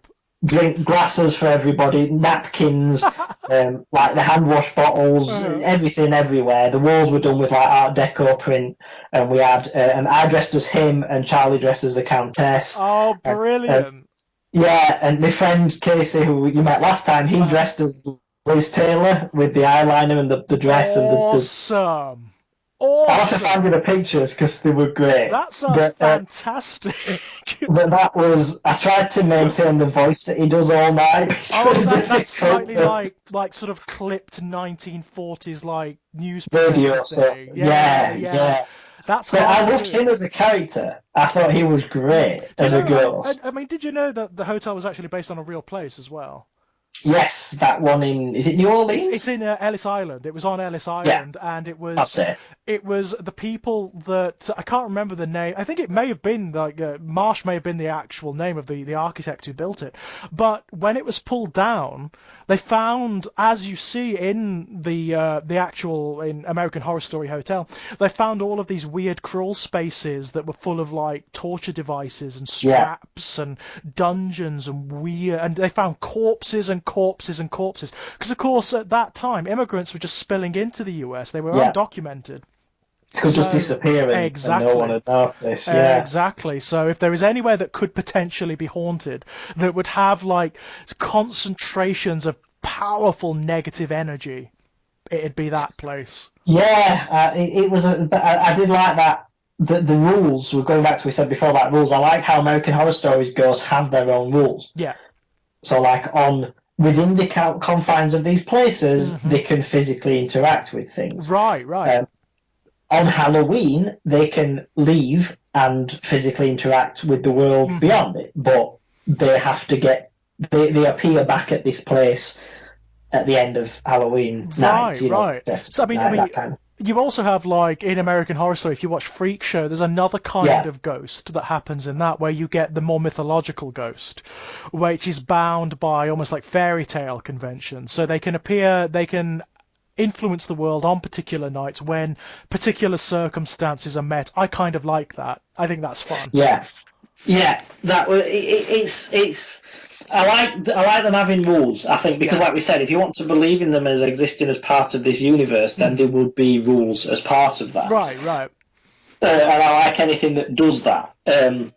I think if you do it well, like American Horror Story does, I think you can do it without removing the fantasy of it. It Oh my doesn't have God, to yeah. become boring. It's if you write it well. Well, I find the very best ghost stories are the ones that, like some of the best seasons of American Horror Story, like The Haunting of Hill House, where they become like meta narratives, like The Shining, actually, like Stanley Kubrick's The Shining, where they comment upon the nature of ghost stories. Basically, they become meta narratives where they talk about what it means, why Yeah, ghosts are, or why human beings have this particular fascination or attraction to ghostly phenomena, or to ghost stories themselves. That's when I find they're at their strongest. The Blair Witch does it too. I mean, yeah, the it Blair does. Of Witch course, it clearly does. does it Yeah. too. I I'm always find it odd not. when you're watching a ghost film and the characters in it seem to have never heard of a ghost Yeah, story or something. Do you know that? that's a problem. It's the same thing with slasher films, isn't it? Yeah, well, that's why I like the remake of this as well, I must say, but that's why I like the Fright Night film. Hmm. Because the neighbour moves in next door, he blacks out all his windows, he's only there at night, Right. people start disappearing, and the kids immediately like, oh, he's a He's a vampire. vampire, right? Yeah. I hate vampire stuff where no one in it has ever heard of a vampire. Right, right, and it's so obvious. It's so obvious that they are, Yeah. Yeah, that is a And problem, ghost isn't stuff it? often falls into that trap. It You know. does. It really does. Like, if you've just bought a new house and someone happened to be murdered there, and suddenly you start finding like rooms have been rearranged or whatever, or for example, if it's built on an old Indian burial ground or something like that, you might want to consider getting an exorcist in or something. Well, of course, yeah. You'd immediately think that. Right. Uh, Yeah. Having the benefit of being exposed to ghost stories, you'd be like, well, this seems to be happening. you Yeah, know? you'd have at least an idea, wouldn't you? But so that Right. brings us to another question. Given that you don't believe in it, Right. I'm guessing you've never experienced anything yourself like that. But have you No. heard? I've got a few, but I've heard a few. I'll I ask you. mean, I Have have you a. heard any from people? Yeah, I mean, everybody's got one. I think everybody's got one. But I've I had. honestly don't. I've not ever had Really? anything that I couldn't rationalise Oh away. no, I haven't had anything that I couldn't rationalize. No, no, no, no, no. But I've heard like I've heard stories from people that were interesting, that were just Yes. interesting. I love Like, hearing them. I yeah. don't go away a believer, but I love Oh, hearing I the love story. Yeah. them. Anything like give me all of that. People who have got stories about UFOs, people who've got stories about Yeah. like encounters with big cats or cryptids, or give me all of that. I'm Oh, did I so tell into you? that. Oh, that just reminded me. I don't know if I posted this on Facebook a couple of years ago. There was something on. We've got like a local new. I bet everyone does now, but there's like a local Facebook news page thing for our area. Right. And there was for about 6 months, a couple of summers ago, there was a series of, I say articles. Is that the right term? If it's an amateur Facebook group thing, I suppose it Yeah, I still is, suppose isn't so. it? Someone Yeah, yeah. about a big cat sighting Right, on right. the moors next to where I live, and I'm 99% sure it's my cat because I know Awesome. my cat Mortimer is half Maine Coon. So he's big, basically. His mum is a Maine Coon, and Right. she was like about 4 foot long, big silver fluffy thing. He's not like that. His dad is a normal short-haired black moggy, Right. normal size. Mortimer is not as big as a Maine Coon, But but he's he's a big. hell of a lot bigger than a normal Right. cat. Right. He's Love it. got the length of him, the width of him, the size of his feet, how big his head is, his shoulders. He's a big. The average cat weighs about 4 kilograms. Mortimer weighs 7 or 8. He's all black, short haired. He's got like a silvery shimmer to him when you catch the light. But Oh. you'll stand him next to a cat, a normal cat, like when they're at Right. the feeding dish, because we've got two normal cats as well, Uh-huh. and he extends for like half a foot longer than they do. And when you Absolutely see him in a agree. distance, he looks Yeah. bigger than a cat should Right. do. So if So you if you saw get a photo him, of him running through a field, it right, doesn't look like a pet cat. right, and if you maybe saw him at dusk or at like Exactly. twilight, when the shadows are longer, he'd look massive, yeah? And we saw these pictures, me and I think actually I think my mum who told me. She said, "Have you seen that picture on that Facebook group?" Awesome. So I had a look and I'm like, "Fucking hell, I that's more love it. than you in it." I absolutely love it. That's So I'm brilliant. not telling them, just let them have Yeah, it. yeah, just let it go. Absolutely. I mean, my dad is absolutely certain he's seen big cats around here. He's absolutely Yeah, certain he was he doesn't drive. He was cycling home from work, and he said something walked across like the path of a night, and he said it was frigging huge, like I love massive. stuff like that. I'm quite willing to believe that. Oh yeah, There's still, absolutely, it only absolutely. takes two to have escaped into the wild somehow, and then you can end up with, a Yeah. hidden cache of them in, there's areas of wilderness big enough that you'd never actually find these things, Oh, I mean, I absolutely. mean, this is not obviously not ghosts, but people talk about Bigfoot and stuff. But Mm, like when you look at the size of the Pine Barrens mm. where he's supposed to live, the chances of you actually being able to find it Yeah, I mean, is pretty slim, isn't it? right. The notion of like species that haven't been encountered before, well, yeah, obviously, even things like, I mean, things like alien species and whatnot, there, at least that is something that is absolutely within the realms of possibility, you know? Yeah, because it really exists within our, Right. so yeah, so like the big cats thing is a common one because Oh, it yeah. still exists within our understanding of reality. Yeah, and, All you'd have to accept is that something had escaped from. I mean, you only need to go back to the 1970s, and it mm, wasn't actually illegal to keep big cats in your house at right. that point. So So there's been how, loads that were kicked out and exactly. abandoned. Exactly. So who knows what could be out there? There's all Yeah, manner of stuff like that. That is really interesting to me. I find that fascinating. But yeah, I've got I've heard a couple of stories which I find really interesting. One of them, a friend of mine, Ray Curran, who is even more skeptical than me.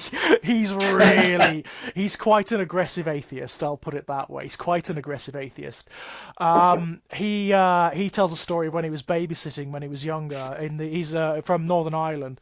Very old house, as they tend to be, very big house. He was babysitting, and there was this thing that happened where all of the doors in the house and all of the windows immediately flew open on their own. that's weird, isn't it? I That's mean, obviously, weird. my mind doesn't hear that and immediately think ghosts. No, There's a million things they're before right. I get to Yeah. that, but that is still Well, shit you it up. freaked him out. It freaked him out. So he was like gone. Basically, he was Yeah, I gone. bet it was. I mean, it is frightening, isn't it? But when you stop and think about it rationally, it's like, well, earthquake, some sort of meteorological phenomena. It could be any number of things. Yeah, yeah, there's loads of stuff, but it would still be Oh, it would terrifying freak the shit out of you, wouldn't it? yeah, because it's just not something that happens, is it? No, no, it really isn't. It's not something that happens. That I know that sounds like such a stupid way of putting it, but Right. it's just not. There's It's something a that just doesn't happen in our world like that. no. Your brain doesn't know what to do with it. It's an aberrant phenomena, isn't it? It's a strange Yeah, anomaly, basically, because we don't encounter it often. Now, if that happened every day, you'd yeah, be like, exactly. Then it oh, becomes normal. then it Then would it's just be a nuisance, oh, the doors are doing that thing again. Oh God, gotta shut the doors again. I just open shut all these cupboards and You I've got to do go. the kitchen, I'll do the living room. Can you imagine living with a ghost like that and it actually becoming just Well, tedious? that's another thing. Actually, I'm glad you brought that up because that is another thing. Like ghosts in fiction, right? For the most part, what I find is they don't really do anything that terrible. It's like, oh, they move like when people tell you ghost stories, it's always something like, oh, they moved a mug or something. It's like, well, That's a good point. so fucking what? Even if they Yeah, do exist, it's like, well, would you mind? All you really want to say to them is, do you mind stop doing that? That's tedious. you know? yeah, that's an interesting point because it's never as hostile Right. and as aggressive and terrifying as Mm. they are in actual fiction. Right. So why? I mean, why would they be? Why would No, that but be? no, it's an interesting question. I think we're kind of overlaying our hostility and the way we And our treat each other. fears. Yeah, yeah, absolutely. That's exactly it. I mean, this is exactly what I've been speaking about, where the like they are a sort of metaphorical freight of human concern. Yeah, in the same way that all mythological things are. But I just very quickly, yeah, I've sent you on Messenger a couple of pictures of Mortimer, one of which is in next to two normal cats, right, just so you can right. get a live react of He's what I'm right. talking Hang on, about. let me have a look. Let me have a look at The this second one, you can friggin' see him next cat. to normal cats, just to give Right. you the idea. It's actually funny. My friend Ray, he had a cat very like Mortimer named Edgar, who was massive, black cat. He was bloody huge as well. Oh, he is a big one, isn't he? Eh?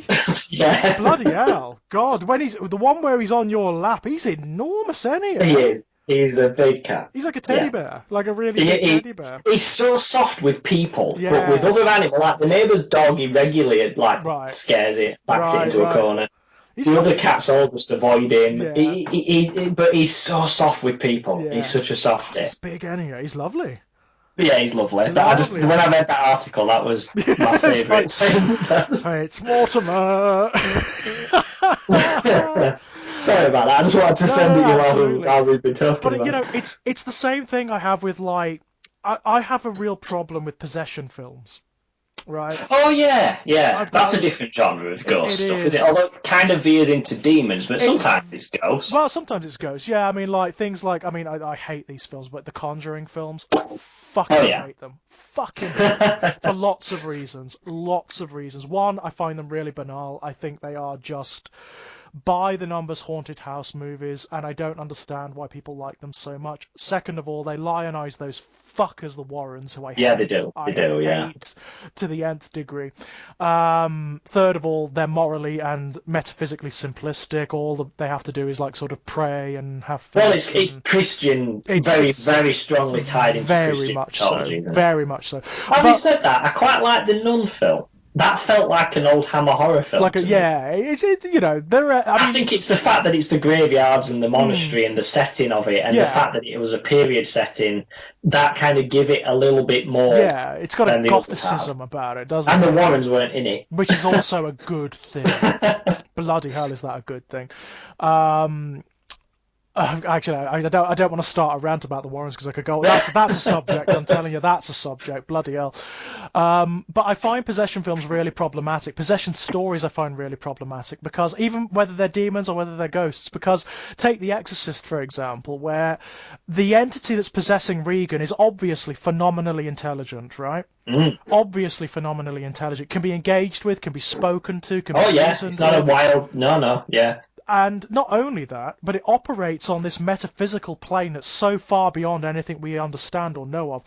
Why doesn't Damien Karras sit down with it and go, okay, can we stop the silly theatrical parlor tricks? Because that's all they are, ultimately. You know, yeah, it yeah. doesn't do anything that terrible. They're just silly parlor tricks. It, you know, spews pea soup and whatnot. Can we stop that? And can you tell me What do you want? what's the purpose? Yeah, what's the point of this? Because ultimately, Yeah, you know, really, we could just seal Reagan up in her bedroom and you wouldn't be able to do anything. yeah. You've chosen to go in this. What do you actually want? So, what's the point? Do you remember? Did you watch Angel TV series? Only bits and pieces, not all Did of you it. see the possession episode on that? I don't think I did, no. That you might want to look that up if you fancied it, because it's a very good subversion of it. If you don't mind me Right. spoiling it for you. No, no, go ahead, go ahead. No, go ahead. So obviously, Angel is if anyone who's not a '90s child, is Angel is from Buffy the Vampire Slayer. Yep. He's an immortal vampire who used to be like the worst vampire ever, and now he's trying to redeem himself. So he fights other vampires and monsters and It one was thing and another. sort of like the proto Edward Cullen, but way better. Oh, don't do that. Yeah, Angel's a very good character. Angel is good, actually. I do like Angel as a character, yes. But there's an episode of his own series where he's dealing with a possession. It's a little boy who's possessed by a demon that, Right. you know, does the pea soup, it does the climbing up the walls backwards and all that stuff. And this boy is possessed and he keeps trying to murder his little sister. Mhm. And then he like traps his family in the room and sets them on fire and stuff. Right. Angel does possession exorcism ritual. He has to wrap his hands up in bandages so he can use the religious iconography because he's a vampire, so that's quite a cool effect. That's fun. Like his hands on fire as he's using the cross and Oh, that that's kind of thing. cool. It gets the demon out and it flies away and it escapes to another location where they track it to. But for the main part, you think, right, the kid's safe, brilliant, done, gone. They go to track down the demon to where, because they kind of force it to physically manifest, you see. So then they follow it to where it's gone. As soon as they get there, it thanks them. Oh. And they're like, why? And he's like, I've been possessing people since, before Christ died. Do you know what I found inside? He says, do you know what the demon says this? Do you know what the most terrifying thing in the world is? Nothing. The absence of anything. And that is what I found inside that boy. As soon as I got in there, there is just this like dark, howling void where his soul and his conscience and everything's supposed to be. And I've been trying to get out, but I couldn't. Ooh. And everything I've done to manifest, like the sickness and the climbing the walls and all that, is to make someone like you come and get me out of him. And as proof of this, that boy, who is now not possessed, sets his house on fire again and tries to kill his family again. It was never the demon, it's him. That's a great subversion. It was brilliant, absolutely brilliant. But it only works because we've had so many possession films. Right, yeah. It doesn't work in isolation. No. If you watch that without ever having seen The Exorcist and all the things that came after it, it wouldn't work. You're right. It's only because we've had all of that before it. Yeah, because you think you know where this is going, and then you don't, and that was a really good idea. It is very clever, isn't it? It's very clever. I mean, what got me started, sort of thinking about that, was Clive Barker actually, because he said in an interview, he's not that fond of The Exorcist as a film, and he says not because okay. No. He said not because it's a badly made film or anything like that, but he finds it simplistic. He says Reagan is way more interesting when she's Pazuzu than she ever was as Reagan when she's possessed. He's just stereotypical, perfect little girl, isn't it? Right. So he doesn't understand why the people around her aren't reacting as though she's really interesting when she's the demon. He finds that bizarre, and I'm kind of with him. It's what we were talking about earlier. Wherever there's a monster, there's a miracle. So if you believe there's a demon inside this child, an actual demon, like an actual other world, then there has to be a god and everything else. Yeah. Right.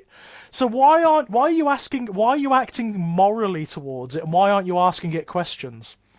Well, this is something that where one thing opens the door to everything else. Like someone once said to me, when you have them ridiculous late night conversations about things, someone once said to me, if you got a djinn and someone, or a genie, or any kind of, not the Disney version, but the mythological version, right. And they said, you can sell me your soul and I will give you 3 wishes. What would you wish for? And I said I wouldn't.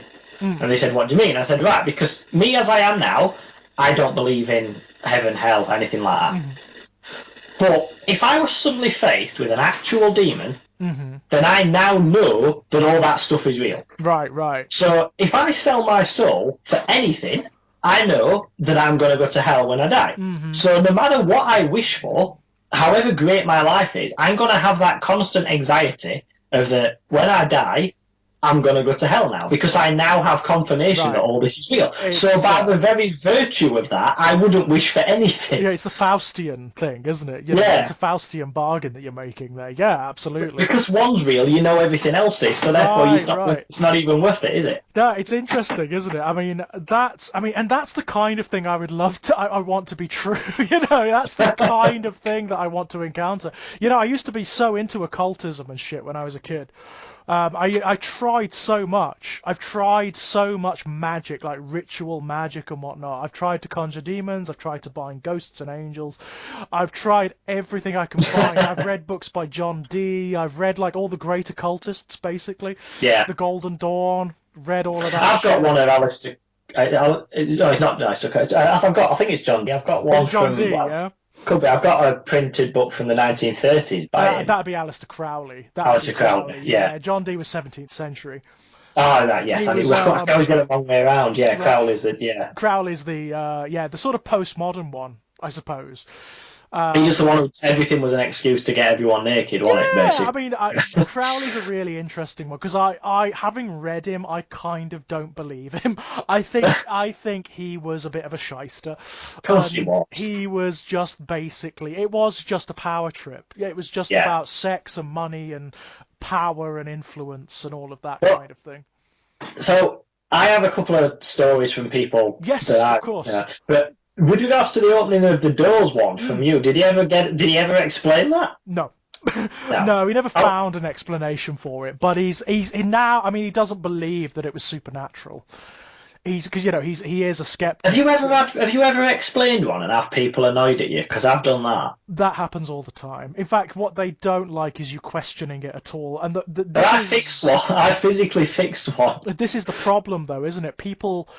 When people have a ghost story or a story like that, an encounter with something that they have interpreted as being supernatural or paranormal, it becomes subsumed into the identity. It becomes like part of the mythology of self.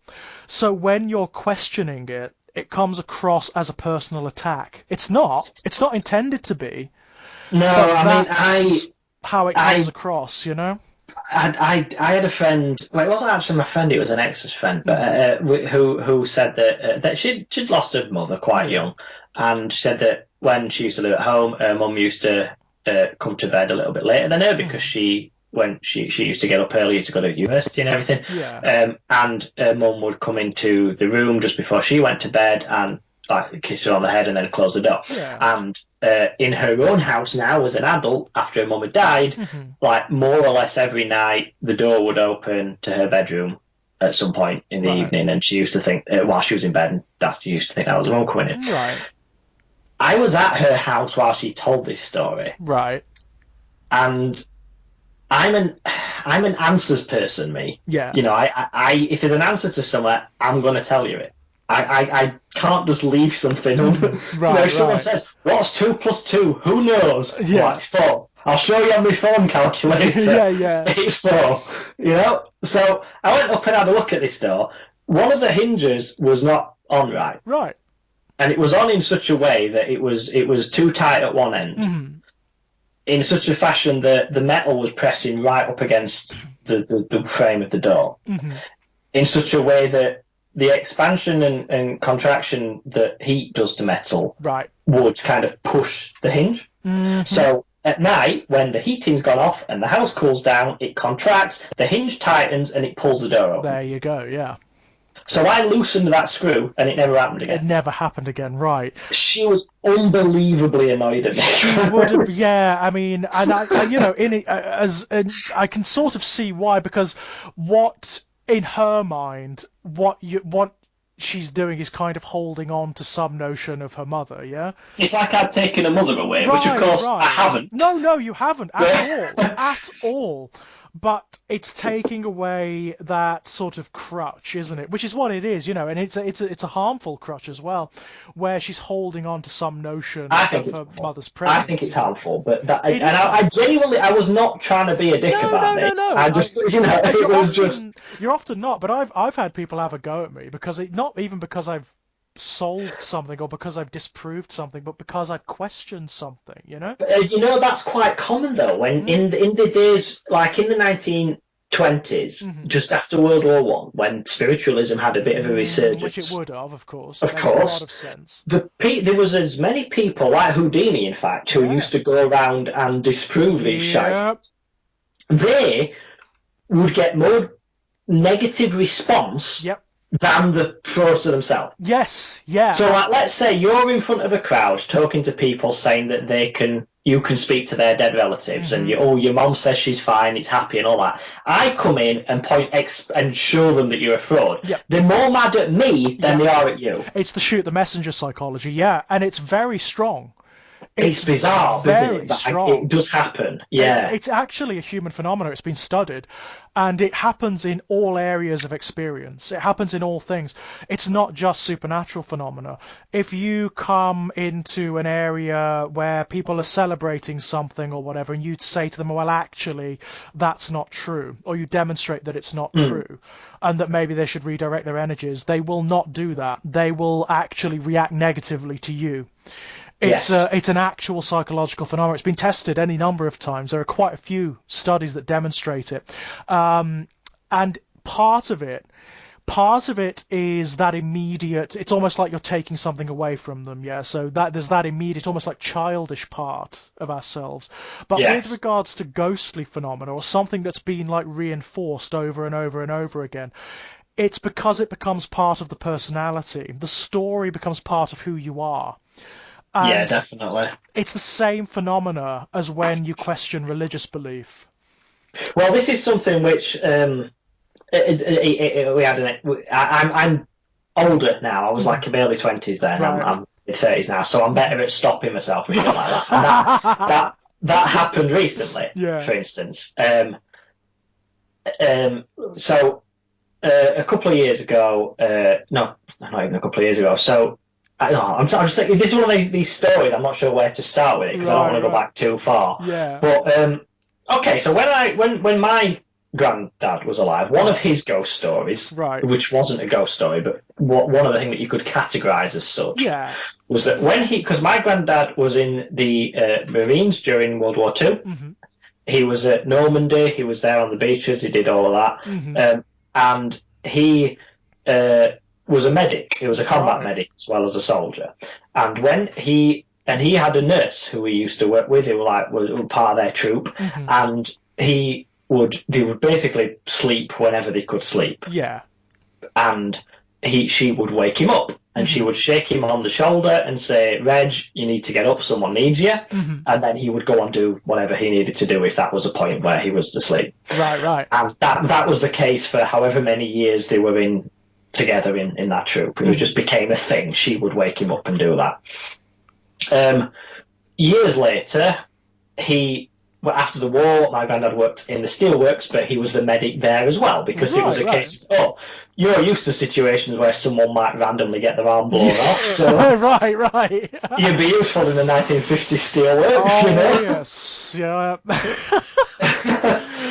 Before health and safety was a thing, you know? The worst story he ever told me is someone fell over on the train tracks just as one of them big metal carts full of coal was coming, and it ran straight over them, and one side of them was at one end and one was at the other of the train track. Holy shit. God. And they were still alive. And he said it was basically like two strings connecting the top half, two red strings connecting the top half to the bottom. They didn't survive it for long, but when he got to them, they were still alive. Oh, good God.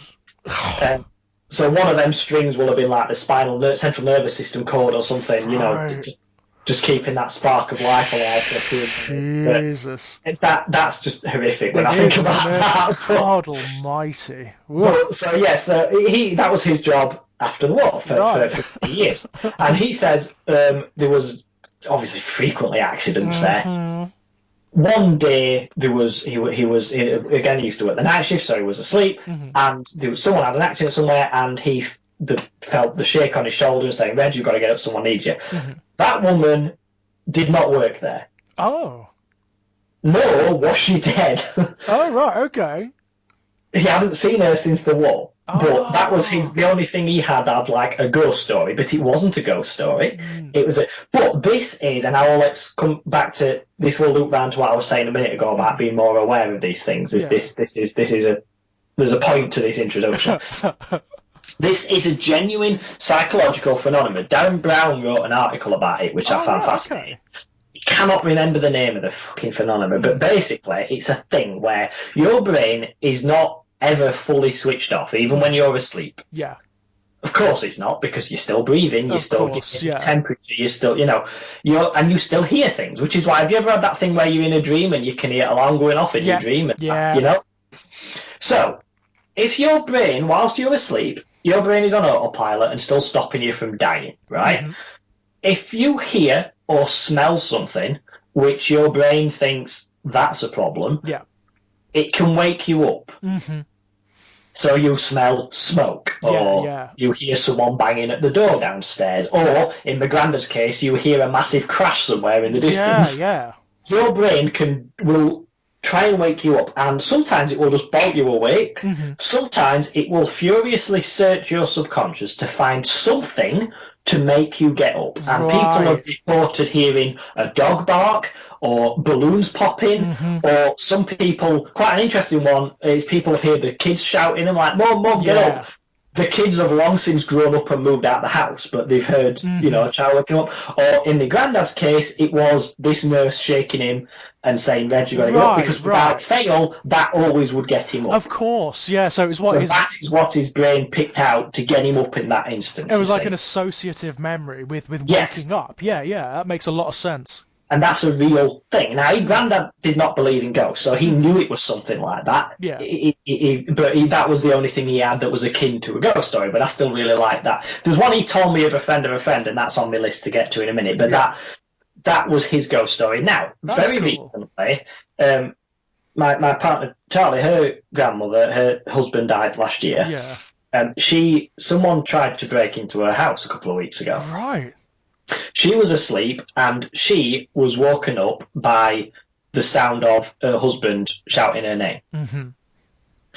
And she is convinced that it was his ghost waking her up. And she then turned the lights on and the burglar ran off. Yeah.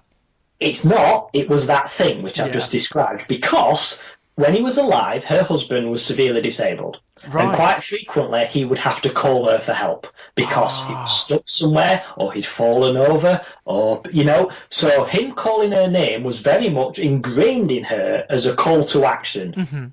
So, of course, that's what her brain is going to get it. Her subconsciously, she has heard the sound of someone pricking about with the door downstairs, which is just below her bedroom window. Right. So, of course, she's going to hear that. And her brain's like, what can we play to make her wake up? Yeah, what's the thing? That. What's the... Yeah, so it's rifling through, looking for that one thing that will make you just go, yeah? Exactly. And I knew it was that, and Charlie knew it was that, because she's watched the same stuff as me about these documentaries. She's fascinated by all this stuff as well.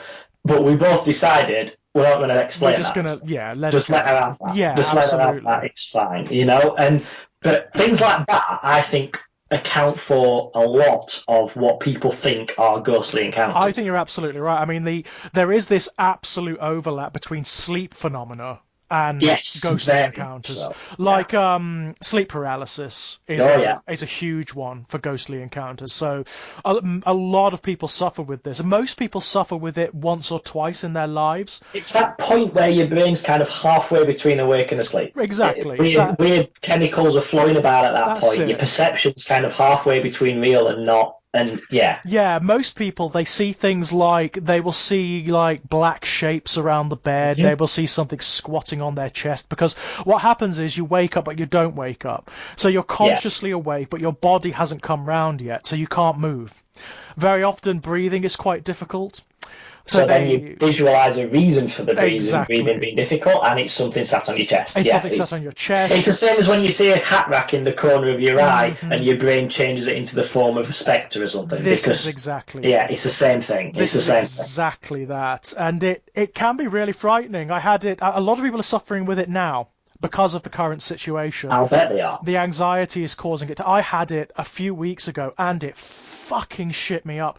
I was having this. I dreamt that I was it was that lucid dreaming thing where not quite awake, not quite asleep, and I was in like a darkened space, but it was like an operating theatre on like an operating table, and there were these black surgical figures all around, and I could feel something happening to my arms. Like some sort of surgery was underway that I didn't want, and that was unpleasant, and that shouldn't be happening, And it jerked me awake, but I could still feel the pain in my arms. That's you're still in that state there where your brain still thinks that's happening, so it's still playing that bit. But it's like you've got the sound from one channel but the picture from another. Exactly. On a telly, like your telly's got fucked up like old-fashioned tellies sometimes do. Yeah, right. And it's very frightening. Don't get me wrong. It is like in that immediate moment, it's really scary. But it's also one of those things where you have to. It's how you interpret, isn't it? Ultimately, it's how you interpret the phenomena after. Well, I do have two much more traditional Yeah. ghost stories, which defy explanation for the simple reason that I don't have enough information. Right. Now, this is the thing. This is when people annoy me, when they say, how do you explain that then? That's I can't. I wasn't fucking there. That's I right. do not have, it's like, just because the logic, the leap of logic. Like, if I watch, I used this example before, but if I watch Dynamo doing a card trick and you say, how did he do that? I don't know how he did that. That doesn't mean, therefore, he's magic. That's he's got powers. absolutely it. So, you can't explain it, so therefore it's a dead, disembodied spirit. Exactly. No, of course not. I needed to be there. I needed to witness all of that. I don't know how much of what you just told me that happened to your friend's best mate's cousin's grandpa's wife. I don't know how much of that is bollocks. I don't know how much of it is misinterpreted. I don't know how much is misremembered. I don't know how much is exaggerated. Right. I need to be there. I need to see this for myself, and then I will tell you what I think. Like fifth-hand anecdote is just no good, is it? It's no good. So I'm just prefacing the story by saying I don't have an explanation because they are third. Right. I wasn't there. The thing with the grandparents, it was direct. I know those explanations because it's close enough that I've got enough information that I can say, it was one of them. But these I don't. One of them was from my granddad, and it's still one of my favourites. There is a place near where I live called Balsterstone, which is a very old, it's like a Saxon village. Right. And it's a friend of mine bought a house up there, and this isn't to do with the ghost story. This is just a very quick sidebar about people romanticising living in old villages. Yeah. And she paid about 600 grand for this house. Right. Beautiful old farmhouse, but she discovered very quickly that she can't do anything with it. She's not allowed to have new wiring put in. She's not allowed to have new windows. It's got a leaky thatched roof. She can't have tiles. She can't cut the hedge down to put a fence up. It has to look the way it looks because it's part of, And I just think, fuck, imagine paying all that, and then it's like you rented someone else's house. Yeah, pretty much. Yeah. So that's the reality of living somewhere like that. Right. But nevertheless, it is on one of my walking routes. It's a beautiful village. There's an old church there, which again, I think it was a church before it was a Christian church. Right. That's interesting. There's kind of two parts to the church. It's like it's fit together. You can see the old bit and the new bit. It's really lovely building, lovely village. People are really nice. There's a lovely pub up there where when you used to be allowed to go to pubs, there was long ago. Called the Castle. And next, it's very difficult to describe, but if anyone's that interested, including you can go on Google Maps and walk around it, and you can have a look. But there is this.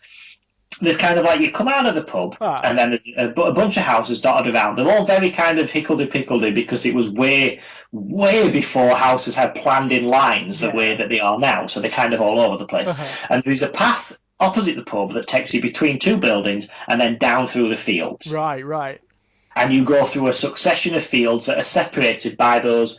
They call them kissing gates, but I don't know what the real name is. Do you know what I mean? Yeah, I know what you mean. Like the not stiles as such, but they're that kind of thing. Yes, and you go through a succession of them. Yeah. And along the side of this pathway, so you've got your fields on your right, the stiles in front of you as you go down the path, and on the left is a wall, like about 5 foot high wall. It's old dry stone wall. Right.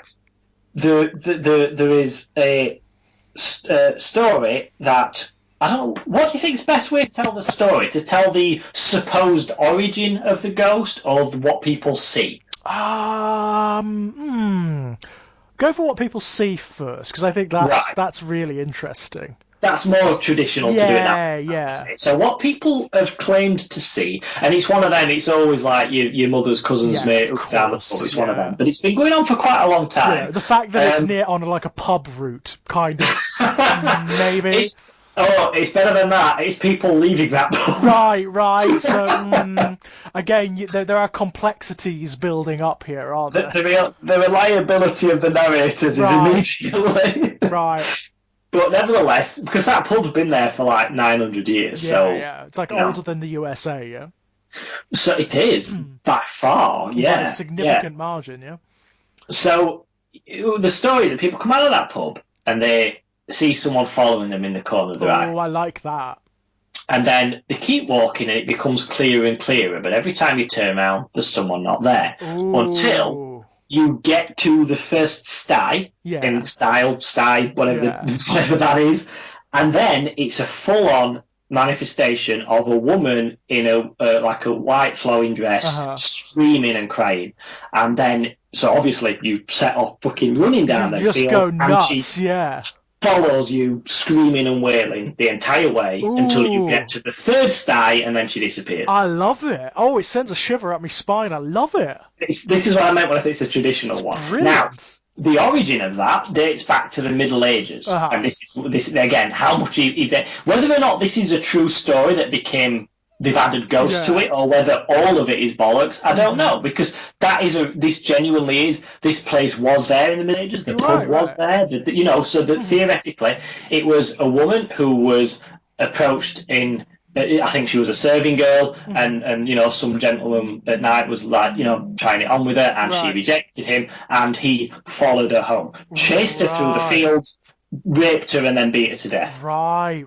So it's like she's not actually chasing you. It's like she's recreating her final, and where she disappears is the point where he killed her. Right. I love it though, don't you? It's great. And it's a brilliant classic British English ghost Proper story. sort of like M.R. James stuff, isn't it? It's really good fun. And my granddad told me that, and I used to, because he knew someone who had allegedly seen it. And it was always that thing of like, oh, he's not someone who makes stories up, and he's not easily scared, and all that kind of thing. Every single bloody time. Oh, they don't. Because they're not going to say, oh, it's worrisome William who's scared of everything. Right. You've got to give it validity by saying it's a big tough guy who's not. Right, yeah, it's part. In fact, that is actually part of the storytelling, isn't it? You know what I mean? Yeah.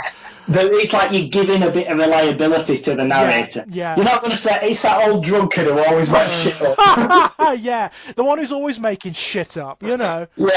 Complete bloody liar. Yeah, exactly. Which is why they always point out things like there's an episode of Strange But True that's set near where I live, where they talk about a Stocksbridge bypass. Yeah. I live in Stocksbridge, that's where I live, and there's a road that was built on the site of an old cemetery, and one of the bodies that was buried there was a monk who had abandoned Christianity and was therefore not given a proper burial, and his grave was disturbed. This is genuine, this bit. His grave was disturbed by the building of this road, and during the early days of this road being there, people used to see a monk stood on the side of the road, and then it would appear in the back of their car. Ooh. Love it. Love it. You can watch that on YouTube. If you go on YouTube and type I'm gonna do that. Strange But True Stocksbridge Bypass, right? Michael Aspel presents it. Yeah, I used to watch Strange But True all the time. It's an episode all about it. It's only 10 minutes, but get that watch. That's near where I live. Brilliant. And that was the story. But again, all the witnesses to it are police officers or something. So it's like just trying to give it that bit of credibility. That's it, isn't it? It's like, this guy wouldn't talk bollocks. It doesn't matter, does it? You assess the validity of the story itself, yeah? Yeah, exactly. This is why the guy that my granddad knew, who knew someone else, had to be this big tough no nonsense Yorkshireman who, Yeah. But nevertheless, I do think the White Lady story is great. I really do like that one. I love it to bits, actually. It's really good. I mean, I live in Tamworth, so, it's one of the oldest towns in the UK. We've got a castle, and that's just riven with ghosts, apparently. I bet it is. Riven with ghosts. Like the Lady Ethelflaed, so the royal family of Mercia, which was like the big it was basically the big kingdom in the UK once upon a time, which Tamworth was sort of the capital of. The Ethelflaids were the rulers of Mercia. And you're supposed to be able to see the Lady Ethelflaed on the battlements. Nice. A white ghost lady appearing. There's something about that though, but the whiteness and the lady, the fact that it's a woman, and can you imagine? Obviously, we've established we don't believe in this stuff, but the specific encounter that you're supposed to have with this white lady, can you imagine how terrifying that would be? Oh my God! The thing with the corner of the eye would do it for a start. Yeah, but then it escalates beyond that. Right. Right, because usually It, when you get that phenomenon, when you get corner of the eye phenomenon, you look and it's gone, it's not there. yeah, If yeah, it is there, yeah. And then it's screaming and crying and running after you through these right, fields. that is scary.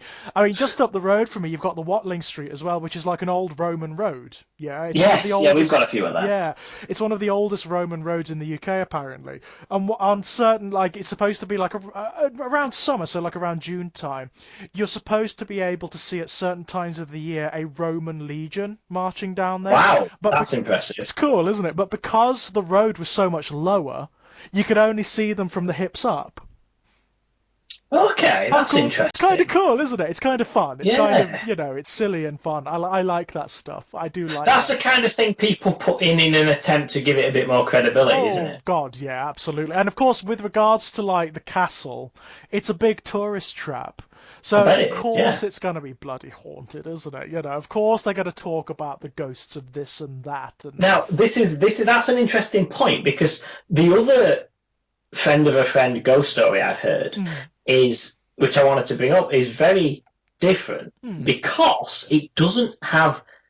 I'm prefacing this badly, I apologise, but it doesn't have anything interesting about it. Oh, okay. And that is why I'm going to say that I believe them. Yeah. Not that, as we said before, not that I believe it was a disembodied supernatural Right, right. entity, but that I believe they believe Yeah. what they saw. So Do you you, know? you believe they experienced something. You just don't know what it Yes. is, yeah? And their understanding of it frames how they tell the story. Right, right. But I believe that they genuinely experienced something akin to what they described. Right, right. Whereas the story my granddad told me about his mate's mate, Yeah. that's a pub story. Yeah, it's a pub story, yeah. So I'd almost You know? yeah, it's postmodern myth making, isn't it, Yeah. So this one, and this is why it has credibility, because it's not that interesting, and Yeah. that's why, because it's not got that narrative embellishment. That's it, isn't it? That's the exact thing. If it's too narrative, you can almost Yeah. be certain that that's exactly what it is. It's a the story. convenience of it. It's like the monk. It's the monk on the bypass. It's, oh, we saw this monk on the bypass, and when we looked into the records, it turned out there was a monk buried here. But it's nicely convenient, isn't it? It's the beats of a story. It's the beats of something contrived, rather than something actual, because actual life just isn't like that.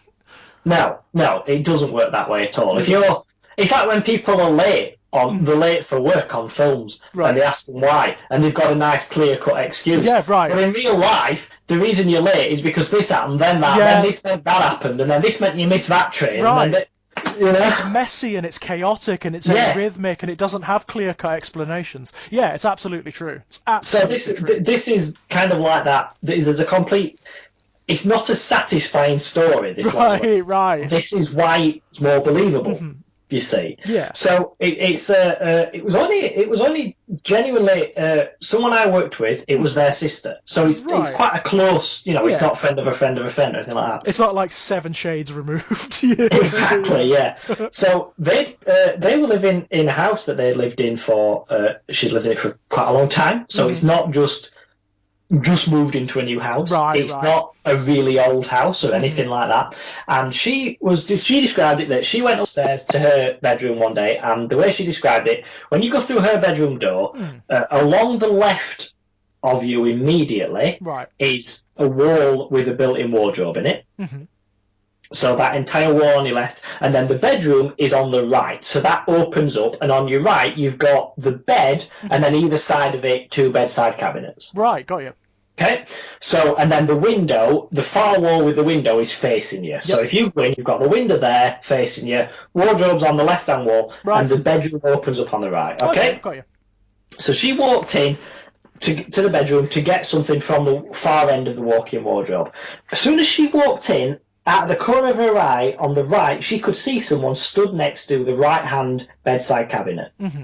She's described it as a man, vague shape of a man. She said he had grey hair and a red jumper on, and he had that, like, middle-aged man D shape. You know, like when they got the beer belly. You know, that kind of. Yeah, Yeah, that yeah, was very specific, and that's one of the reasons this is an unusual ghost yeah, story right, because the specifics of that. It yeah. wasn't a floating man in a hood, No, just a or guy, you know, it basically. was Yeah, just a guy with she couldn't see the bottom half of him because of the bed, yeah. but red jumper, capital D-shaped belly, Hmm. grey hair, stood as if he was rummaging through them drawers, Oh, basically. yeah. Now, her immediate thought was, someone's in my house. Someone's broken in. Yeah. And I've just walked straight past him. I have now got to turn around and get out of this room. Hmm. And he can get to that door before I can. Hmm. So bear in mind, at this point, this is in the real world. She exists within the real world. Her thoughts are purely logical Yep. here. Yep. And the mind's racing a mile a minute of, do I just scream? Do I Right. just turn around and run? What if he tries to grab me? What do I do here? So she just decided, I've got to turn and run out of the bedroom. Turn around, gone. Nobody there. Right.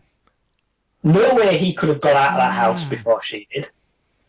She'd locked the door when she come in, so for him to have got out, he'd have had to break it He open. would have had to have broken something. Yeah. There's no way he got out the window or anything. There is no way a human being can have got out of that house before Dee Dee. So she got the neighbours to come around, they checked every room for him and all that kind of thing. Nobody there, no evidence that anyone had become there. And that's it. Yeah, this is the point where in a ghost story you would get that, and then they found out that the neighbour who used to live there was a middle-aged man, Right. and he died in that bedroom wearing a red jumper, and there's none of that, nothing at all. That is literally it. She walked into there very clearly so, and there was nothing in that bedroom that could have been mistaken for that. There wasn't like a red jumper hung up on the coat hanger. There wasn't like the reflection in the mirror, then it was her wearing a red coat, or there's nothing the immediate things that you think of. There was none of that, and that was it. That was the start and end.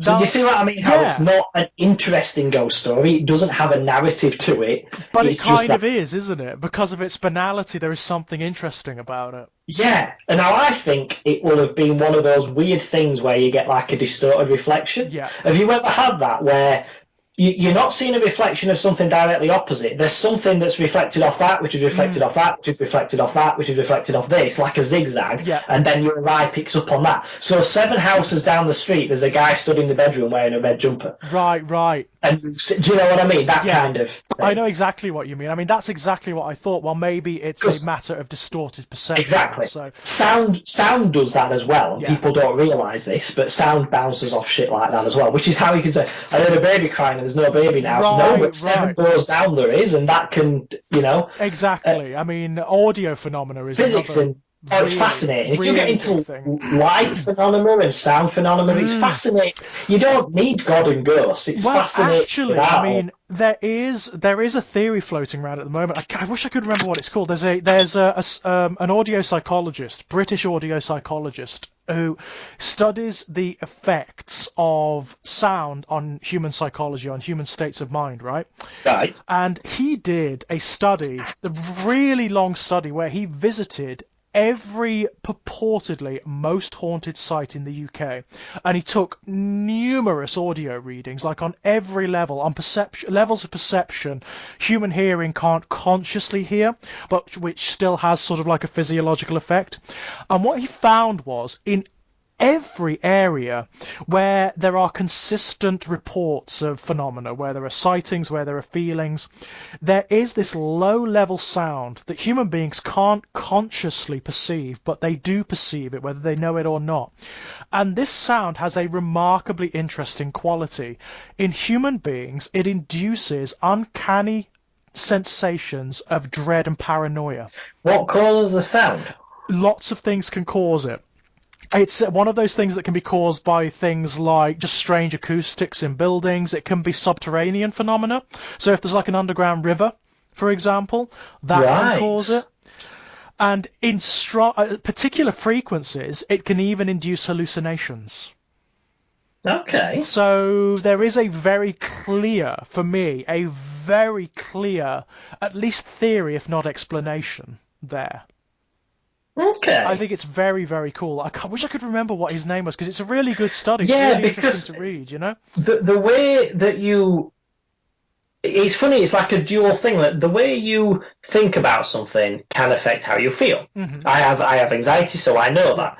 But it also works the other way. The way you feel affects how you think. absolutely. Yeah, I mean, So if something is affecting your base level human like operating system and telling you I'm afraid, right. then your thoughts are going to attune to that. Exactly, and that affects your physical perception. So, you've also got like non-standard neurobiology. So, I told you before about that the problem I have with like magical thinking, where stuff. Yes. I also have a problem with a pareidolia, where almost everything I see, I can see shapes in, patterns. Yes, I you can spoke about see. that. Yes, It's yeah. ridiculous, Do honestly. you see faces as well, or is that a different Faces, one? monsters, creatures, figures. I can see them in everything. It's ridiculous. If I go for a walk, I can see figures and faces and creatures in trees, in bushes, in Oh, I can do that as well. clouds, Yeah, but it's like yeah. always there. It just doesn't go away. It's like always there, and it can be really vivid. On like an off day, if I'm distracted by something, I can see figures in shadows and all sorts of ridiculous shit. See, if you had that, and you were the sort of person who wanted to believe in Right, ghosts, you would have had so many experiences that you would use as evidence right. of stuff having seen ghosts, wouldn't you? That's the problem, isn't it? That's the thing. But I know that it's not. I know that they're not. They're not physically there. It's a matter of perception. It's an overactive imagination. It's a problem of perception. The only experience I've had that I don't have any particular explanation for, which is just a strange phenomena, was about 10 years ago. It was like high summer, really blisteringly hot summer, cloudless day, where the light has that very intense quality, where Yeah, everything is particularly in the evening. right, where everything's like burnished gold. Yes. I was living at home at the time. I was like out of work. I was living at home, and my dad was out in the back garden doing something, and he called me out, and he was like, "Come, my dad, Georgie, come and look at this." So I went outside, and from what memory tells me, and this is another problem. Memory is a real problem in this instance as Mm. well. What I see in my memory is hanging very low in the sky, like static in the sky, was a sphere. Right. Like a sphere that was metallic. Its outside was metallic. It wasn't very big. It was like the size of a football, hanging very, very low, just above the level of the roof lines of the terraced houses, yeah? Yeah. And around it were smaller spheres that were moving like, how electrons move around a nucleus? Yes. Like that. In that Okay. pattern. And it was there for about 5 minutes, in static in the sky, and then from a dead stop, it zoomed off so fast it left a contrail and was gone. Right. Okay. I have no idea what that was. I've no No, you idea. see, that's the kind of thing though, where you're not trying to attach something No, to it, though. I every time I tell that story, I try to preempt it. I was like, look, I do not want people to hear that and think, oh, UFO, 1990s X-Files, blah blah blah. No, no, no, I don't know what it was. It could have just been like a meteorological phenomena. It could have been like a light phenomena that is uncommon, that we don't experience very often. I mean, have you ever heard of ball lightning? Yes. Yeah, Ball yeah, I've seen lightning that. is You get quite a lot of that amazing. near train tracks, don't you? Yep, you do, and it's amazing. It's It's great. When literally. you watch it, it looks like someone's faked it, doesn't it? It doesn't look real. It doesn't. Yeah, it It looks like a does. CGI thing, doesn't Right. it? It's a ball lightning. If anyone's never experienced it or seen video footage of it, it's a ball of blue fire that comes out of the sky during storms, and It can move very fast or it can move very slowly, and it moves erratically. It's been known. There are accounts of it going through the open door in a house, moving through the house, going out the back, and going back up into the sky. If you've ever played the Metro 2033 video Uh games, huh. they have it on there, and Right. it's basically that. Yeah. It's It's the that. weirdest phenomenon. Can you imagine seeing that? It's But well, I know that it's real, Yeah. so I would be, oh, it's ball lightning, Right. brilliant, I'll But if video you this. didn't But if you know- didn't know that, Right. yeah, you would think that was some alien bullshit.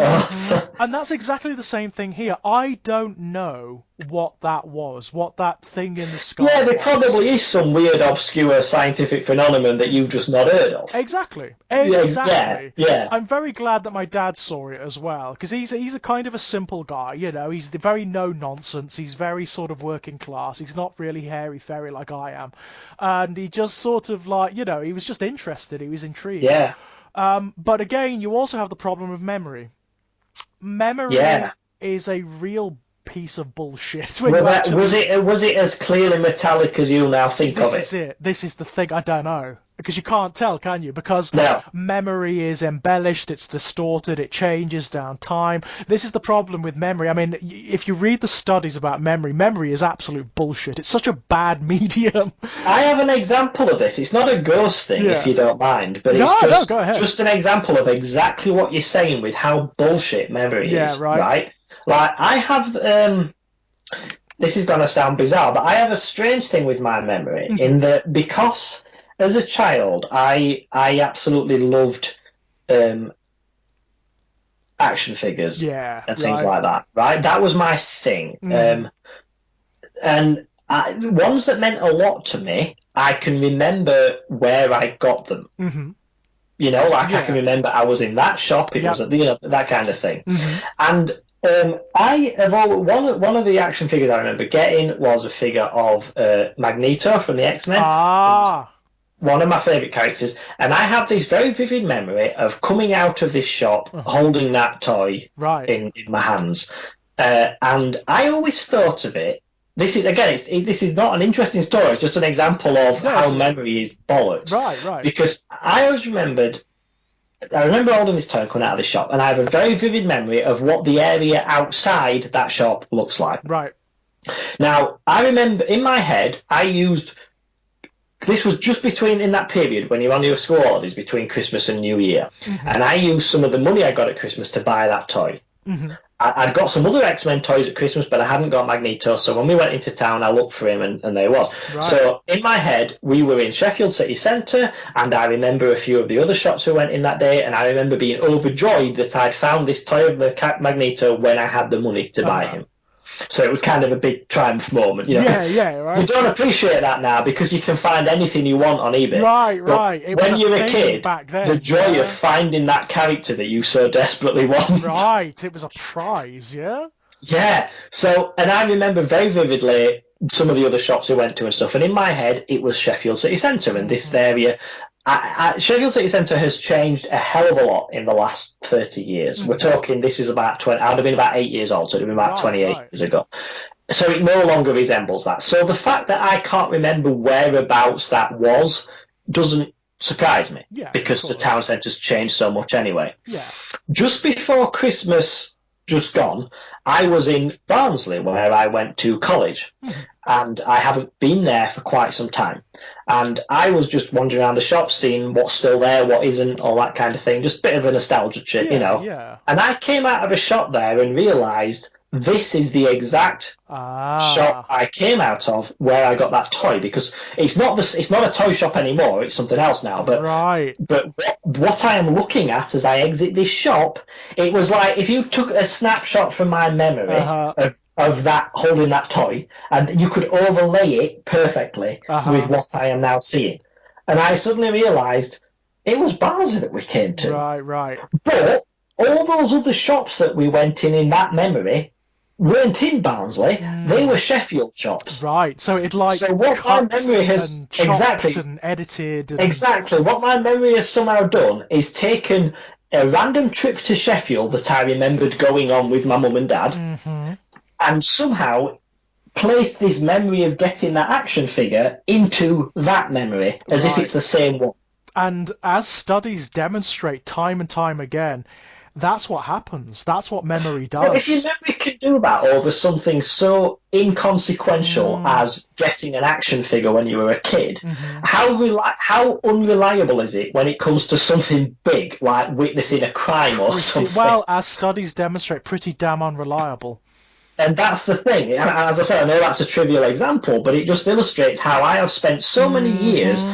thinking this was something that happened to me, and actually it wasn't like that at all. That's It's two separate things. it's one of the reasons I am very dubious of certainty in this regard. And when people really do love to place faith in memory, they love to say, "Oh, I remember this so clearly." Actually, you don't. You think you do. And you also get that thing where, have you ever got that where your parents have told you about something that you did when you were a kid so Mm, many times that yeah, you've kind of got a memory of it, but right. actually it's But just from actually, their description? yeah, and it maybe wasn't you. It was someone else, and That's somehow also it's possible, yeah. been in. Yeah, it's happened. Yeah, that's happened a few times. Yeah, where it's become a memory for them, and somehow it becomes a memory for you. Yeah. Yeah, it's funny how often that can happen. People don't think it can, but you can be induced to think and believe and perceive and remember so many things that did not happen or that are not true. I think that is very prevalent when people are talking about ghost stories of Yeah, things that they encountered years ago, totally. because you think, how much of every time you've told this story, you've done it with the purpose of telling a good story. Right. So perhaps even without intentionally lying, you have embellished it yourself. That's right. It You becomes know, reinforced, it becomes changed, it alters, and it's not lying, it's not intentional lying, it's no, what it's human not. beings do. It's that self-mythologization thing, which is an inclination, it's a natural inclination, where you do embellish and ornament and alter and transform depending on context, and it becomes the truth. Yeah, because it exists inside of your head, and people think of your memories as like a hard drive Right, where which you it's save that document not. and it's infallible now, but it's not, is It's it? so not. I mean, what memory is it's more imagination than it is a record of events. Yes. It's way more that. I mean, even with immediate memory, I mean, there have been so many studies done to in immediate memory. What tends to happen in those studies, so you'll have like your test subjects, and there will be a setup scenario where there will be a figure who runs in front of them, snatches someone's purse, and runs off. Right? And Yeah. they'll all be asked to give immediate testimonies as to what that person looked like.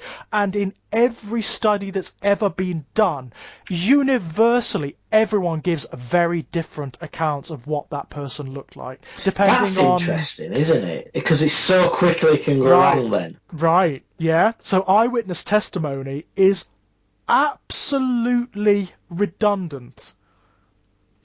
It's Yeah, totally because it redundant. really it's so often viewed, particularly historically, as being such a valuable source of evidence in But a it's trial or something. not. It's so bad. It's so bad. It's unbelievably bad. They've also found that the factors that influence what you perceive are things like bias, intention, Of course agenda. there are. Yeah. Some people will see a dark-skinned guy in a blue top. Some people will I was see gonna say, I bet that happens a lot with people who this, are that. unconsciously racist. That Yeah. happens in an enormous amount. Um, and when it comes to things that are as ethereal and vague and not really solid as ghosts or as, these phenomena that rely on feelings and whatnot, That's a good point. Did you ever listen to the podcast that Ricky Gervais used to do with mm, Steve I Merchant and don't Carl Pilkington? think I did, no.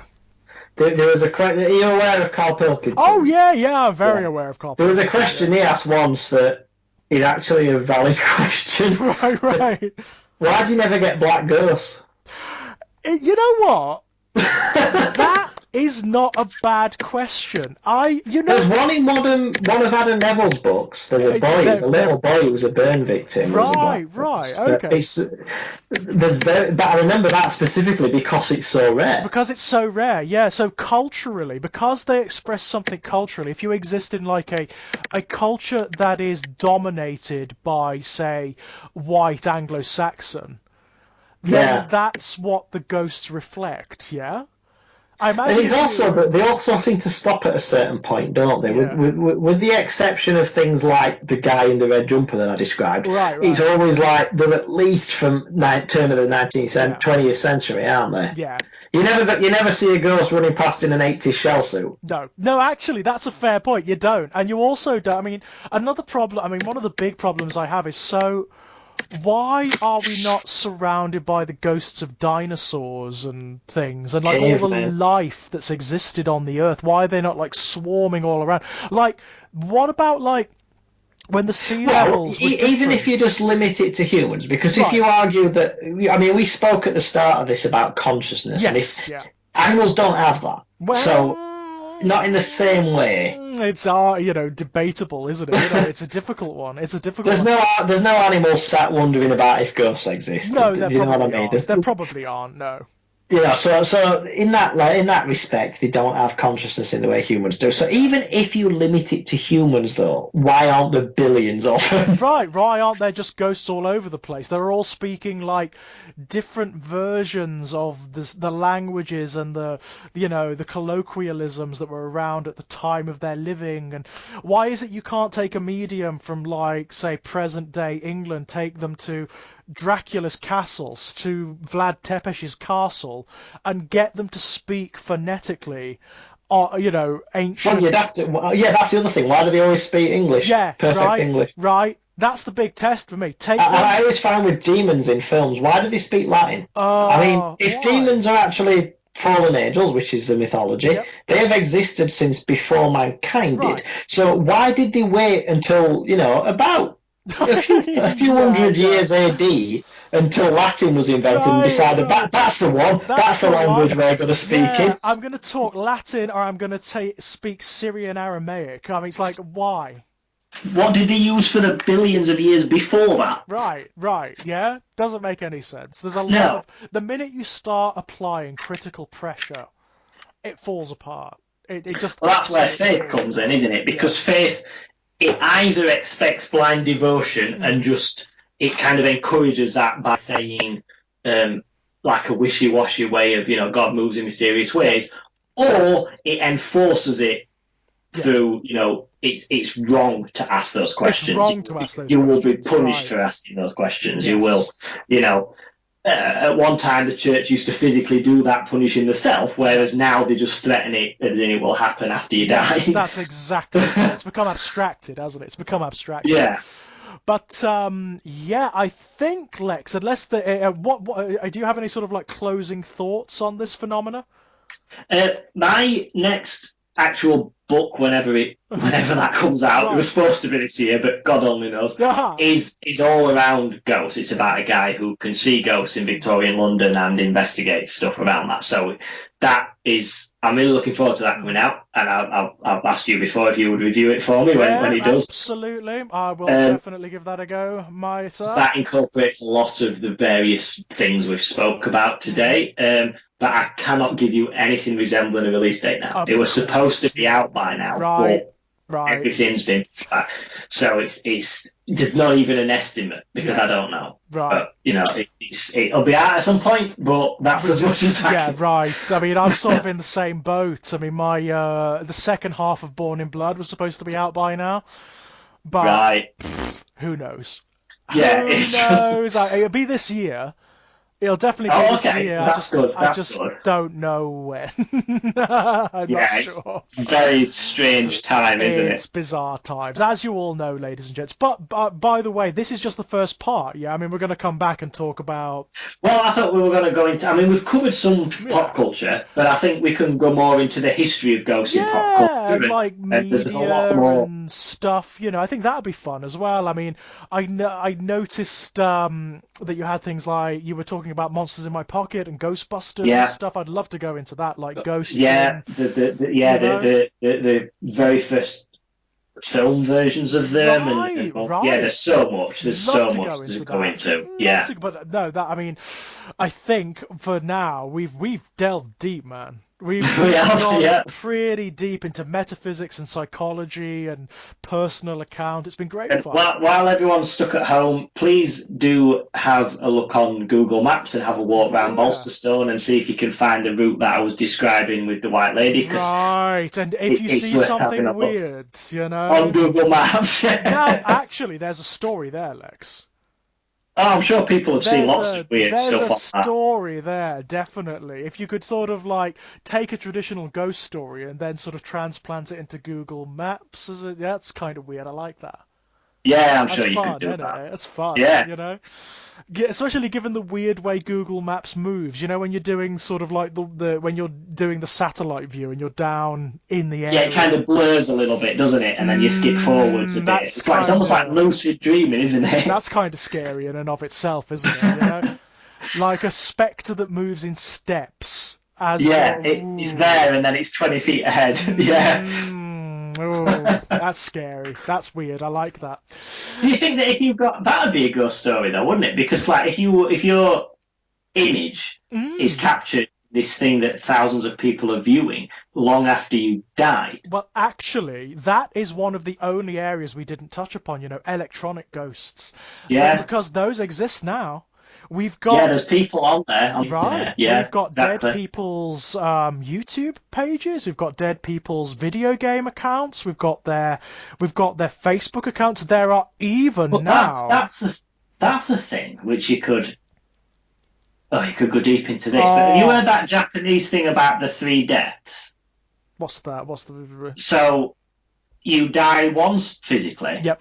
you die the second time anyone says your name, Right. and then you die completely the last time anyone thinks of you. Oh, Now, right. since the introduction of recording software, Mm. no, a lot of people will never suffer that They'll never die. because Yeah. in some way, some element of you is always there. Well, have you seen there's that service now that will take all of your online media, it will collate it into like an algorithm, and it will make it seem as though you're still posting. Oh, that's good. I mean, that's an actual ghost, isn't it? Yeah, pretty That's as much. close to a ghost as you're ever gonna come. An electronic ghost. Yeah? You in algorithm form. I said to Charlie the other day, I said, when I die, I want, people have like the body cremated, but they have the head boiled and steamed and polished and that for the Royal Shakespeare Company. Yeah. I said, I want that, but it's going up mantelpiece. Brilliant. Absolute brilliance. Yeah, it's like the kind of thing, yeah, I want to be like preserved and stuffed and put in the corner. Yeah. Yeah, just sat there judgmentally Yeah, looking at right, everyone. right, yeah. I want to be an ornament. God damn it. Yeah. Brilliant. But no, I mean that is awesome. But maybe we'll talk about that next time, like electronic ghosts and whatnot. What do you think? Yeah, Yeah? that comes in. There's been a few films that cover that, so I Oh think yeah. that's worth, yeah. Oh yes, brilliant. Okie cokes, my man. Thank you so much. This has been a blast. It's Thank you. been really nice, really good fun, and it's good to it's good to hear that you're okay after the bout. I did, yes, I did have the Yeah, COVID-19. right, I had a couple of weeks where I mean, I'm a very fit and healthy person. I go right. to the gym 5 times a week. I have no health issues, Hmm. but I could not get up my house stairs without Right. stopping halfway to God catch my breath. Almighty, it's It's insane. This anyone not taking it seriously right. and saying it's made up or it's just like the flu. No, Seriously, I am the exact sort of person who is perfectly physically equipped to fight off an illness like right, this right, because my health could not be better than it is, and yet I couldn't get up the stairs without stopping halfway. right. Take it seriously, people. So do Yeah, not dismiss this, yeah. please. Absolutely. If someone like me got hit like that with it, if I'd passed that to my mum, Hmm. who's had chemo in the last few years, Right. she ain't got the strength to fight something like that off. Absolutely. Yeah. It's that's what you've got to bear in mind. You might be fine, the guy Hmm. next to you might not. So That's exactly it. I work in health and social care. All the people I work with are vulnerable. It's just, stay safe, yeah, and make sure yes, that you are safe around other people. Um, but apart from that, my loves, we will speak to you very soon in part 2. they will. Until then, bye bye. Bye. Ha ha